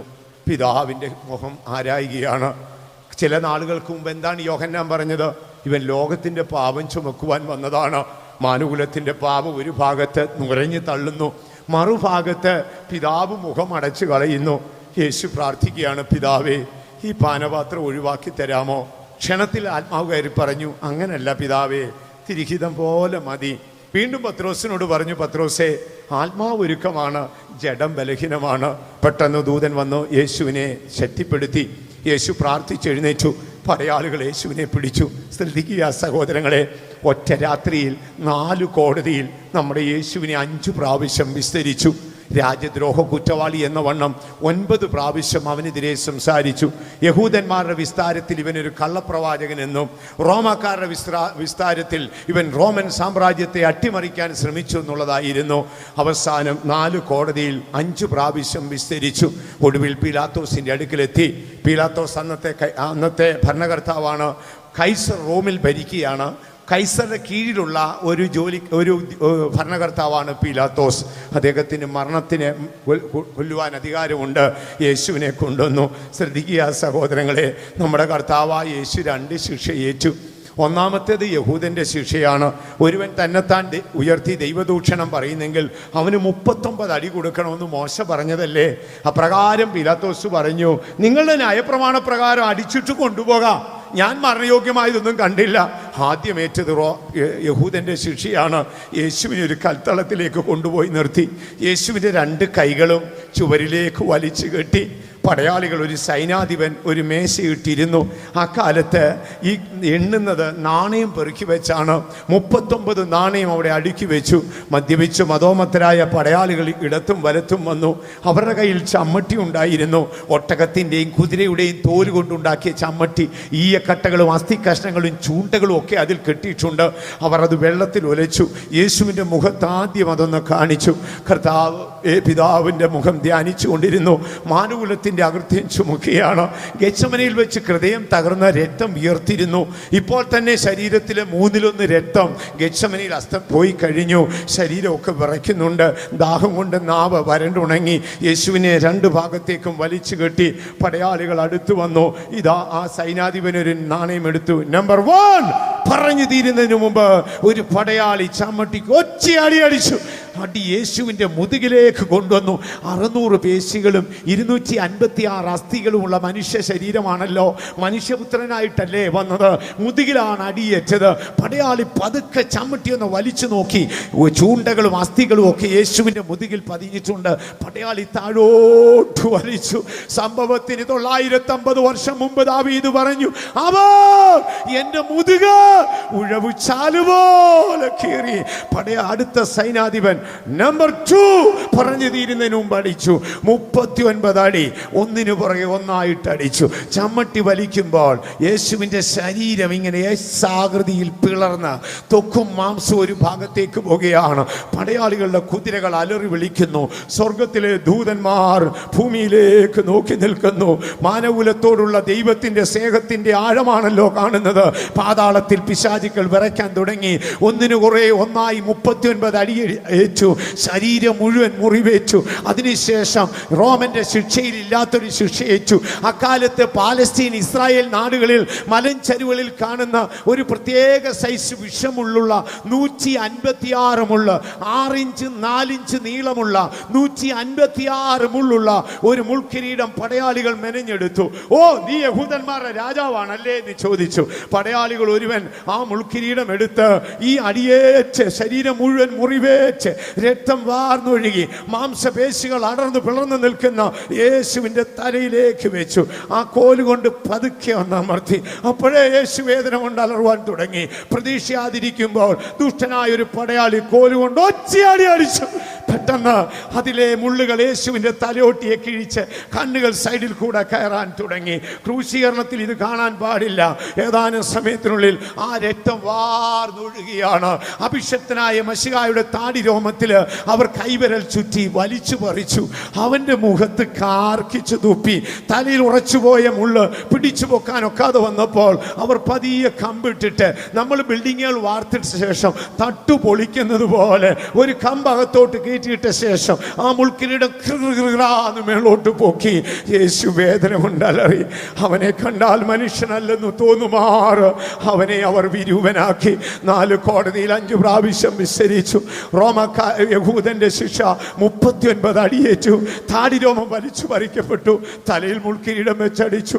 അടുത്തതായി അവനെ വിടാൻ പറഞ്ഞു. യഹൂദന്മാർ അലറി വിളിച്ചു, ഇല്ല, ഞങ്ങൾക്ക് 2 രാജാവില്ല, അവനെ ക്രൂശിക്കണം. അക്കാലത്ത് ശ്രദ്ധിക്കുക ദൈവമക്കളെ, ആരാമിക്ക് ഭാഷയിൽ ക്രൂശീകരണം എന്നുള്ളത് ഈ തലേന്നാണ്. കഴിഞ്ഞ ചില ദിനങ്ങൾക്ക് മുൻപ് ഹോശന്ന പാടിയ യഹൂദന്മാർ ഇപ്പോൾ യേശുവിനെ നോക്കിക്കൊണ്ട് ഒരുപോലെ വിസ്താര സ്ഥലത്ത് അലറി വിളിച്ചു, ഈ തല, ഈ തല, ഈ തല. എന്താണ് അതിന്റെ അർത്ഥം? അവനെ ക്രൂശിക്കാം, അവനെ ക്രൂശിക്കാം, അവനെ ക്രൂശിക്കാം. പീലാത്തോസ് വിട്ടൊഴിയാൻ നോക്കിയിട്ട് ഗത്യന്തരമില്ല. യഹൂദന്മാരെ പിണക്കി രാജ്യം ഭരിക്കാൻ ഒക്കാതെ വന്ന പീലാത്തോസ് അവസാനം യേശുവിനെ ക്രൂശിക്കാൻ കൊടുത്തു. യേശുവിനെ അവർ ഗോൽഗോത്തായിലേക്ക് കൊണ്ടുപോയി. ഗോൽഗോത്തായിൽ ചെന്നു. അക്കാലത്ത് പല രീതിയിലുള്ള ക്രൂശുകളുണ്ട്. ചില കുറ്റവാളികളെ എക്സാകൃതിയിലുള്ള ക്രൂശിൽ തറയ്ക്കും. ഇനിയും ചില ആളുകളെ ഒറ്റത്തടിയിൽ തറയ്ക്കും. ഇനിയും ചില ആളുകളെ T ആകൃതിയിലുള്ള ക്രൂശിൽ തറച്ചിട്ട് തലയിൽ ഭാരമുള്ള കല്ല് കെട്ടി പുറകിലേക്ക് ഇടും. പക്ഷേ നമ്മുടെ യേശുവിനെ അങ്ങനെയല്ല ക്രൂശിച്ചത്. ഇന്ന് നാം കാണുന്ന പോലൊരു ക്രൂശാണ്. ഭാരമുള്ളൊരു പച്ചത്തടി ക്രൂശുമായി രക്ഷകൻ ഗോൽഗോത്തായിലേക്ക് പോയി. ഇടയ്ക്ക് വീണു, ചാട്ടവാറിനടിച്ചു. കരുണയുടെ കരം കൊണ്ട് മറ്റുള്ളവരെ സ്നേഹിച്ചവൻ ഒടുവിൽ ഗോൽഗോത്തായിലേക്ക് പോയി. സൈനാധിപൻ വന്നു, ക്രൂശിന്റെ സ്ഥലം മാർക്ക് ചെയ്തു. ആദ്യം യേശുവിൻ്റെ കാലുകൾ ഒരു സ്റ്റെപ്പിൽ കയറ്റി വെച്ചു. 2 കാലും കൂടെ ചേർത്ത് വെച്ച ശേഷം ഏറെക്കുറെ 1.5 അടി നീളം വരുന്നതും ഒരു 20 mm ഘനം വരുന്നതുമായ ഇരുമ്പ് ആണികൾ അവർ തറയിൽ ഉരച്ചു.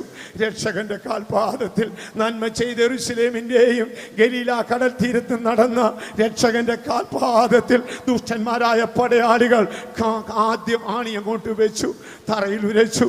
അവർ ചുറ്റികയ്ക്കടിച്ചു. 2 കാൽപാദങ്ങളെയും കിഴിച്ച് ആഴത്തിൽ ഈ ആണി താഴെ ഇറങ്ങി. അതിനുശേഷം യേശുവിൻ്റെ കൈകൾ പിടിച്ചു ഒരു ക്രൂശിൻ്റെ മാർക്ക് ചെയ്ത സ്ഥലത്തേക്ക് കൊണ്ടുപോയി. യേശുവിൻ്റെ ഇവിടെയല്ല ആണിയടിച്ചത്. ഇവിടെ ആണിയടിച്ചാൽ ഭാരം കൊണ്ട് തൂങ്ങിപ്പോകും. ഇവിടെയാണ് ആണിയടിച്ചത്. യേശുവിൻ്റെ ക്രൂശിലേക്ക് കൈകൾ വലിച്ചു. ഒരു പടയാളി കൈ ചവിട്ടിക്കൊടുത്തു. മറ്റൊരുത്തൻ തറയിൽ ആണി ഉരച്ചു. മിനുസപ്പെടുത്തിയ ശേഷം യേശുവിൻ്റെ കൈയുടെ ഇവിടെ കടിച്ചു. യേശു വേദന കൊണ്ട് ചുരുളാൻ തുടങ്ങി. അതിനു മുൻപ് മറുഭാഗത്തേക്ക് കൈകൾ പിടിച്ചു. പക്ഷേ ക്രൂശിൽ മാർക്ക് ചെയ്ത സ്ഥലത്തേക്ക് കൈകൾ എത്തുന്നില്ല. ഒരു പടയാളി ഒരു കയറിട്ട് കെട്ടി മലന്ന് കിടക്കുന്ന യേശുവിൻ്റെ ക്രൂശിന്റെ കൈകളിൽ ചവിട്ടി അവൻ ശക്തിയോടെ വലിച്ചു. യേശുവിൻ്റെ കൈയുടെ കുഴ പറഞ്ഞ് യേശുവിൻ്റെ കൈ അവിടേക്ക് പോയി. ആ കൈകൾ വേദന കൊണ്ട് ക്രൂശിൽ ഇങ്ങനെ കയറ് വലിച്ചു പിടിച്ചുകൊണ്ട് നിൽക്കാൻ തുടങ്ങി. ഒരു പടയാളി ചവിട്ടി ക്രൂശിനോട് ചേർത്ത് വെച്ചു. യേശുവിൻ്റെ കൈകളിൽ ആണി അടിച്ചു. ക്രൂശ് മറിച്ചിട്ടു. ആ ആണിയുടെ മറുഭാഗം അടിച്ചുറപ്പിച്ചു. യേശുവിനെ അവർ ഏലലമ്പാടി പൊക്കി.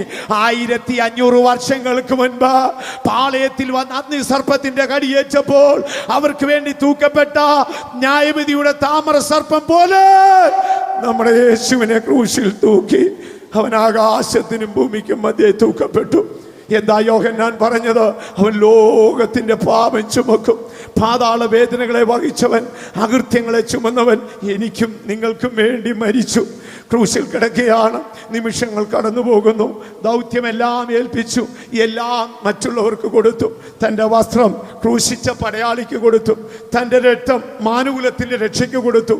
തൻ്റെ അമ്മയെ യോഹന്നാൻ്റെ കയ്യിൽ കൊടുത്തു. തൻ്റെ ശരീരം അരിമത്യക്കാരനായ ജോസഫിന് കൊടുത്തു. തൻ്റെ ആത്മാവിനെ പിതാവിൻ്റെ പക്കൽ കൊടുത്തു. അവസാന നിമിഷമായി നാവുകൾ വരണ്ടുണർന്നു. ഒരു പാവി നരകത്തിൽ അനുഭവിച്ച വേദനയാണ് നമ്മുടെ യേശു അനുഭവിച്ചത്. നരകത്തിൽ ദൈവ സാന്നിധ്യമില്ല. അതുകൊണ്ടാണ് യേശു പിതാവേ നീ എന്നെ കൈവിട്ടെന്ന് ചോദിച്ചത്. നരകത്തിൽ ഒരു മനുഷ്യൻ ചെന്നു ചേർന്നാൽ അവിടെ കഠിന ദാഹമുണ്ട്. അതുകൊണ്ടാണ് യേശു പറഞ്ഞത് എനിക്ക് ദാഹിക്കുന്നു. നരകത്തിൽ ഒരുവൻ ചെന്നു ചേർന്നാൽ അവന്റെ കൈകാലുകൾ കെട്ടപ്പെട്ടതാണ്. അതുകൊണ്ടാണ് യേശുവിന്റെ കൈകൾ ആണിയടിച്ചത്. നരകത്തിൽ പിശാച് മനുഷ്യനെ ദണ്ഡിപ്പിക്കും. അതുകൊണ്ടാണ് പടയാളി യേശുവിന്റെ വിലാപ്പുറത്ത് കുത്തിയത്. അവസാന നിമിഷമായി സകലതും നിവർത്തിയായി. പാപം ചെയ്ത് പർദീസ നഷ്ടപ്പെട്ട മാനവരാശിയെ നിനക്ക് നിത്യതയുടെ കവാടം തുറക്കുവാൻ യേശു എല്ലാം നിവർത്തിച്ചു. അവസാന നിമിഷമായി താൻ പിതാവിനെ നോക്കി ആരാമിക്ക് ഭാഷയിൽ അലറി Elohim, Elohim, lema sabachthani. എൻ്റെ ദൈവമേ, എൻ്റെ ദൈവമേ, നീ എന്നെ കൈവിട്ടത്. ചില നിമിഷങ്ങൾക്കുള്ളിൽ പിതാവിൻ്റെ കരം ആത്മാവിൽ ദർശിച്ചിട്ട് പറഞ്ഞു, എൻ്റെ ആത്മാവിനെ ഞാൻ തൃക്കൈയിൽ ഏൽപ്പിക്കുന്നു. തോളിലേക്ക് തല ചായ്ച്ചു. മശിഹാ പ്രാണനെ വിട്ടുപോയി. ആരാണ് നമ്മുടെ യേശു? ആരാണ് നമ്മുടെ യേശു? അവൻ ലോകത്തിന്റെ രക്ഷിതാവാണ്. ആരാണ് ഈ മശിഹ? അവൻ വചനമായിരുന്നു, ജഡമായി ലോകത്തിൽ വന്നു. അവൻ അദൃശ്യനായ ദൈവത്തിന്റെ പ്രതിമയായിരുന്നു. അവൻ ചരിത്രത്തെ AD BC എന്ന 2 കാലഘട്ടമായി തിരിച്ചവനാണ്. അവൻ പിതാക്കന്മാർ ദൂരത്ത് നിന്നുള്ള ഉദയ നക്ഷത്രവും വീണ്ടെടുപ്പുകാരനുമാണ്. പ്രവാചകന്മാർ വീക്ഷിച്ച നീതി സൂര്യനും വെട്ടേറ്റ ഇടയനും കൂട്ടാളിയുമായ പുരുഷനാണ്. അവൻ ദൈവത്തിന്റെ ദാസനാണ്. അവൻ അഭിഷക്തനാണ്. വിദ്വാൻമാർ കണ്ടപ്പോൾ അവൻ യഹൂദന്മാരുടെ രാജാവാണ്. ലോകത്തിലെ ജാതികൾ കണ്ടപ്പോൾ അവൻ ലോകത്തിന്റെ വെളിച്ചമാണ്.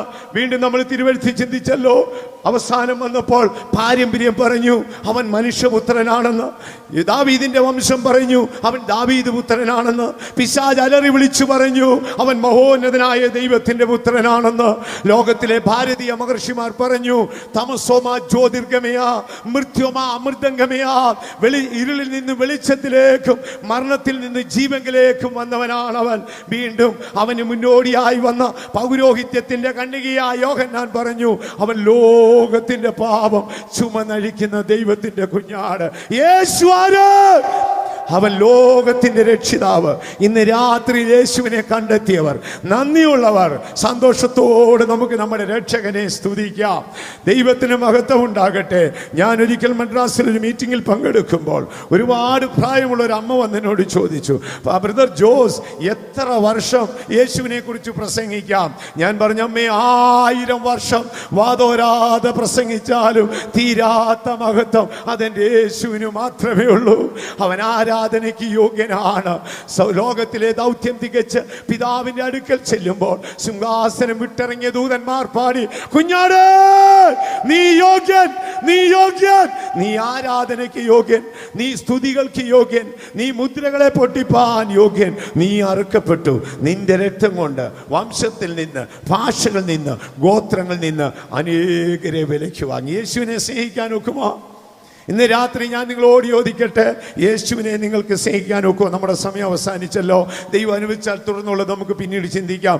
ഈ രാത്രി ഞാൻ ചോദിക്കട്ടെ, യേശുവേ എൻ്റെ പ്രാണൻ പോകുന്നത് വരെ ഞാൻ നിന്നെ സ്നേഹിക്കാം. ഒരു ജന്മം, ഒരു ജീവിതമേ ഉള്ളൂ. എന്നെ നരകത്തിൽ നിന്ന് ഉദ്ധരിക്കുവാനാണോ ക്രൂശിൽ അങ്ങ് ഇത് അനുഭവിച്ചത്? നമുക്ക് നമ്മുടെ കണ്ണുകൾ അടയ്ക്കാം. ഏതാനും നിമിഷങ്ങൾ മാത്രം കർത്താവായ യേശുവിൻ്റെ കാൽവരി ക്രൂശിനെ ധ്യാനിച്ചാട്ട് ആ ക്രൂശിനോട് ദയവായി സഹോദരങ്ങൾ ആ ക്രൂശിനോടൊന്ന് അടുത്ത് ചെന്നാട്ട് ശ്രദ്ധിച്ചു നോക്കിക്കാട്ട്. യേശുവിൻ്റെ മുഖത്ത് അടിക്കുന്നത് ആരാണ്? അന്ന് റോമാക്കാരടിച്ചു, പക്ഷെ ഇപ്പോൾ നമ്മളല്ലേ അത് ചെയ്യുന്നത്? യേശുവിൻ്റെ താടിരോമം വലിച്ചു പറിക്കുന്നത് ആരാണ്? ഞാനും നിങ്ങളും. നമ്മുടെ പാപത്താലല്ലേ? യേശുവിൻ്റെ തലയിൽ മുൾക്കിരീടം വെച്ച് കോലുകൊണ്ടടിക്കുന്നത് ആരാ? ശ്രദ്ധിച്ചു നോക്കിക്കാട്ടെ. ക്രൂശിനെ കണ്ടവർ, കർത്താവായ യേശുവിൻ്റെ ക്രൂശിനെ കണ്ടവർ ദയവായി വലത് കരങ്ങൾ ഉയർത്തിപ്പിടിച്ചാട്ട്. കർത്താവായ യേശുവിൻ്റെ ക്രൂശിൻ്റെ പീഡനം പുറമേയുള്ള കണ്ണുകൾ അടച്ച് അകമേയുള്ള കണ്ണുകളാൽ കണ്ടവർ ദയവായി വലത് കരങ്ങൾ ഉയർത്തിപ്പിടിച്ചാട്ട് നമുക്ക് ക്രൂശിനോട് അടുത്ത് ചെല്ലാം. ആരാണ് ആ കയ്യിൽ ആണി അടിക്കുന്നത്? ശ്രദ്ധിച്ചു നോക്കൂ. ആരാണ് ആ കാലുകളിൽ ആണി അടിക്കുന്നത്? ഒന്ന് ശ്രദ്ധിച്ചു നോക്കൂ. ആരാണ് ചമ്മട്ടി കൊണ്ട് മുതുകിനടിക്കുന്നത്? ദയവായി ഒന്ന് ശ്രദ്ധിച്ചു നോക്കൂ. ആരാണ് അവന്റെ മുഖത്ത് കാർക്കിച്ചു തുപ്പുന്നത്? ദയവായി ഒന്ന് ശ്രദ്ധിച്ചു നോക്കൂ. ആർക്ക് വേണ്ടിയാണ് അവൻ കരയുന്നത്? ആ ശബ്ദം ദയവായി ഒന്ന് കേട്ടു നോക്കൂ. ഇന്ന് രാത്രി നമുക്ക് പറയാം, യേശുവേ എൻ്റെ പാപമാണ് നിന്നെ ക്രൂശിച്ചത്, എൻ്റെ അകൃത്യമാണ് നിന്നെ ക്രൂശിച്ചത്. ഇല്ല കർത്താവേ, എൻ്റെ അറിയായ്മയാണ്, നീ എന്നോട് ക്ഷമിക്കണം. ഏറ്റു പറയാൻ എത്ര പേര് തയ്യാറാണ്? എൻ്റെ അറിയായ്മയാണ്, ഇനി ഞാൻ നിന്നെ ക്രൂശിക്കില്ല കർത്താവേ. ഇനി ആ മുഖത്ത് ഞാൻ തൂപ്പത്തില്ല കർത്താവേ. ഇനി ആ തലയിൽ മുൾക്കിരീടം ഞാൻ വെക്കത്തില്ല കർത്താവേ. എനിക്ക് ശേഷിപ്പുള്ള കാലം നിന്നെ മാത്രം ഞാൻ സ്നേഹിക്കും. എത്ര പേര് തീരുമാനമെടുക്കും? അങ്ങനെയുള്ളവർ കരങ്ങൾ ഉയർത്തിപ്പിടിച്ചാട്ട്. യേശുവേ, ഈ ഭൂമിയിൽ ശേഷിപ്പുള്ള കാലം നിന്നെ ഞാൻ സ്നേഹിക്കും. എൻ്റെ പാപം ക്ഷമിക്കണം. നീ ഒരൊറ്റ വാക്ക് പറഞ്ഞാൽ മതി. യേശുവിനോടുകൂടെ ക്രൂശിക്കുവാൻ വിധിക്കപ്പെട്ട കുറ്റവാളി അവസാന നിമിഷത്തിൽ പാതാള വാതിക്കൽ എത്തുവാൻ ഏതാനും സെക്കൻഡ് ഉള്ളപ്പോൾ അവൻ യേശുവിനെ നോക്കിയിട്ട് പറഞ്ഞു, എന്നെ കൂടെ ഓർക്കണമേ യേശുവേ, എന്നെ കൂടെ ഓർക്കണമേ. ഇന്ന് രാത്രി നമുക്ക് പറയാം, യേശുവേ ഞാനൊരു പാപിയായ മനുഷ്യനാണ്. അയ്യോ, എൻ്റെ അകൃത്യത്താൽ നീ മുറിവേറ്റു, എൻ്റെ പാപത്താൽ നീ തകർന്നു പോയി. ഇല്ല കർത്താവേ, ഇനി ഞാൻ നിന്നെ ക്രൂശിക്കത്തില്ല. എൻ്റെ പ്രാണൻ പോകും വരെ ഞാൻ നിന്നെ സ്നേഹിക്കും. തീരുമാനമുള്ളവർ ദൈവത്തെ സ്തുതിച്ചാട്ട് നമുക്കൊന്നായി സ്നേഹിക്കും, ഞാൻ ഇനിയും സ്നേഹിക്കും എന്ന പാട്ട് പാടണം. ആ പാട്ട് കേവലം അതരം കൊണ്ട് പാടുന്നതല്ല, ഹൃദയം കൊണ്ട് പാടുന്നതായിരിക്കണം. തീരുമാനം നിങ്ങളുടേതാണ്, അതിൽ അംഗീകരിക്കുന്നത് സ്വർഗമാണ്. തീരുമാനം നിന്റേതാണ്, അതിൽ നീക്കുപോക്ക് കൽപ്പിക്കുന്നത് ദൈവമാണ്. എല്ലാ പാപശക്തികളും വിട്ടുപോകട്ടെ, അന്ധകാര ശക്തികൾ വിട്ടുപോകട്ടെ, എല്ലാ രോഗശക്തികളും വിട്ടുപോകട്ടെ. യേശുവേ, നിന്നെ ഞാൻ സ്നേഹിക്കും. ഈ ലോകത്തിലുള്ള എല്ലാറ്റിനേക്കാളും, എൻ്റെ ശരീരത്തെക്കാളും, എൻ്റെ പ്രാണനേക്കാളും, എൻ്റെ കുഞ്ഞുങ്ങളെക്കാളും, എൻ്റെ സമ്പാദ്യത്തെക്കാളും യേശുവേ ഞാൻ നിന്നെ മാത്രം സ്നേഹിക്കും. ഹല്ലേലൂയ. സ്നേഹിക്കും ഞാൻ.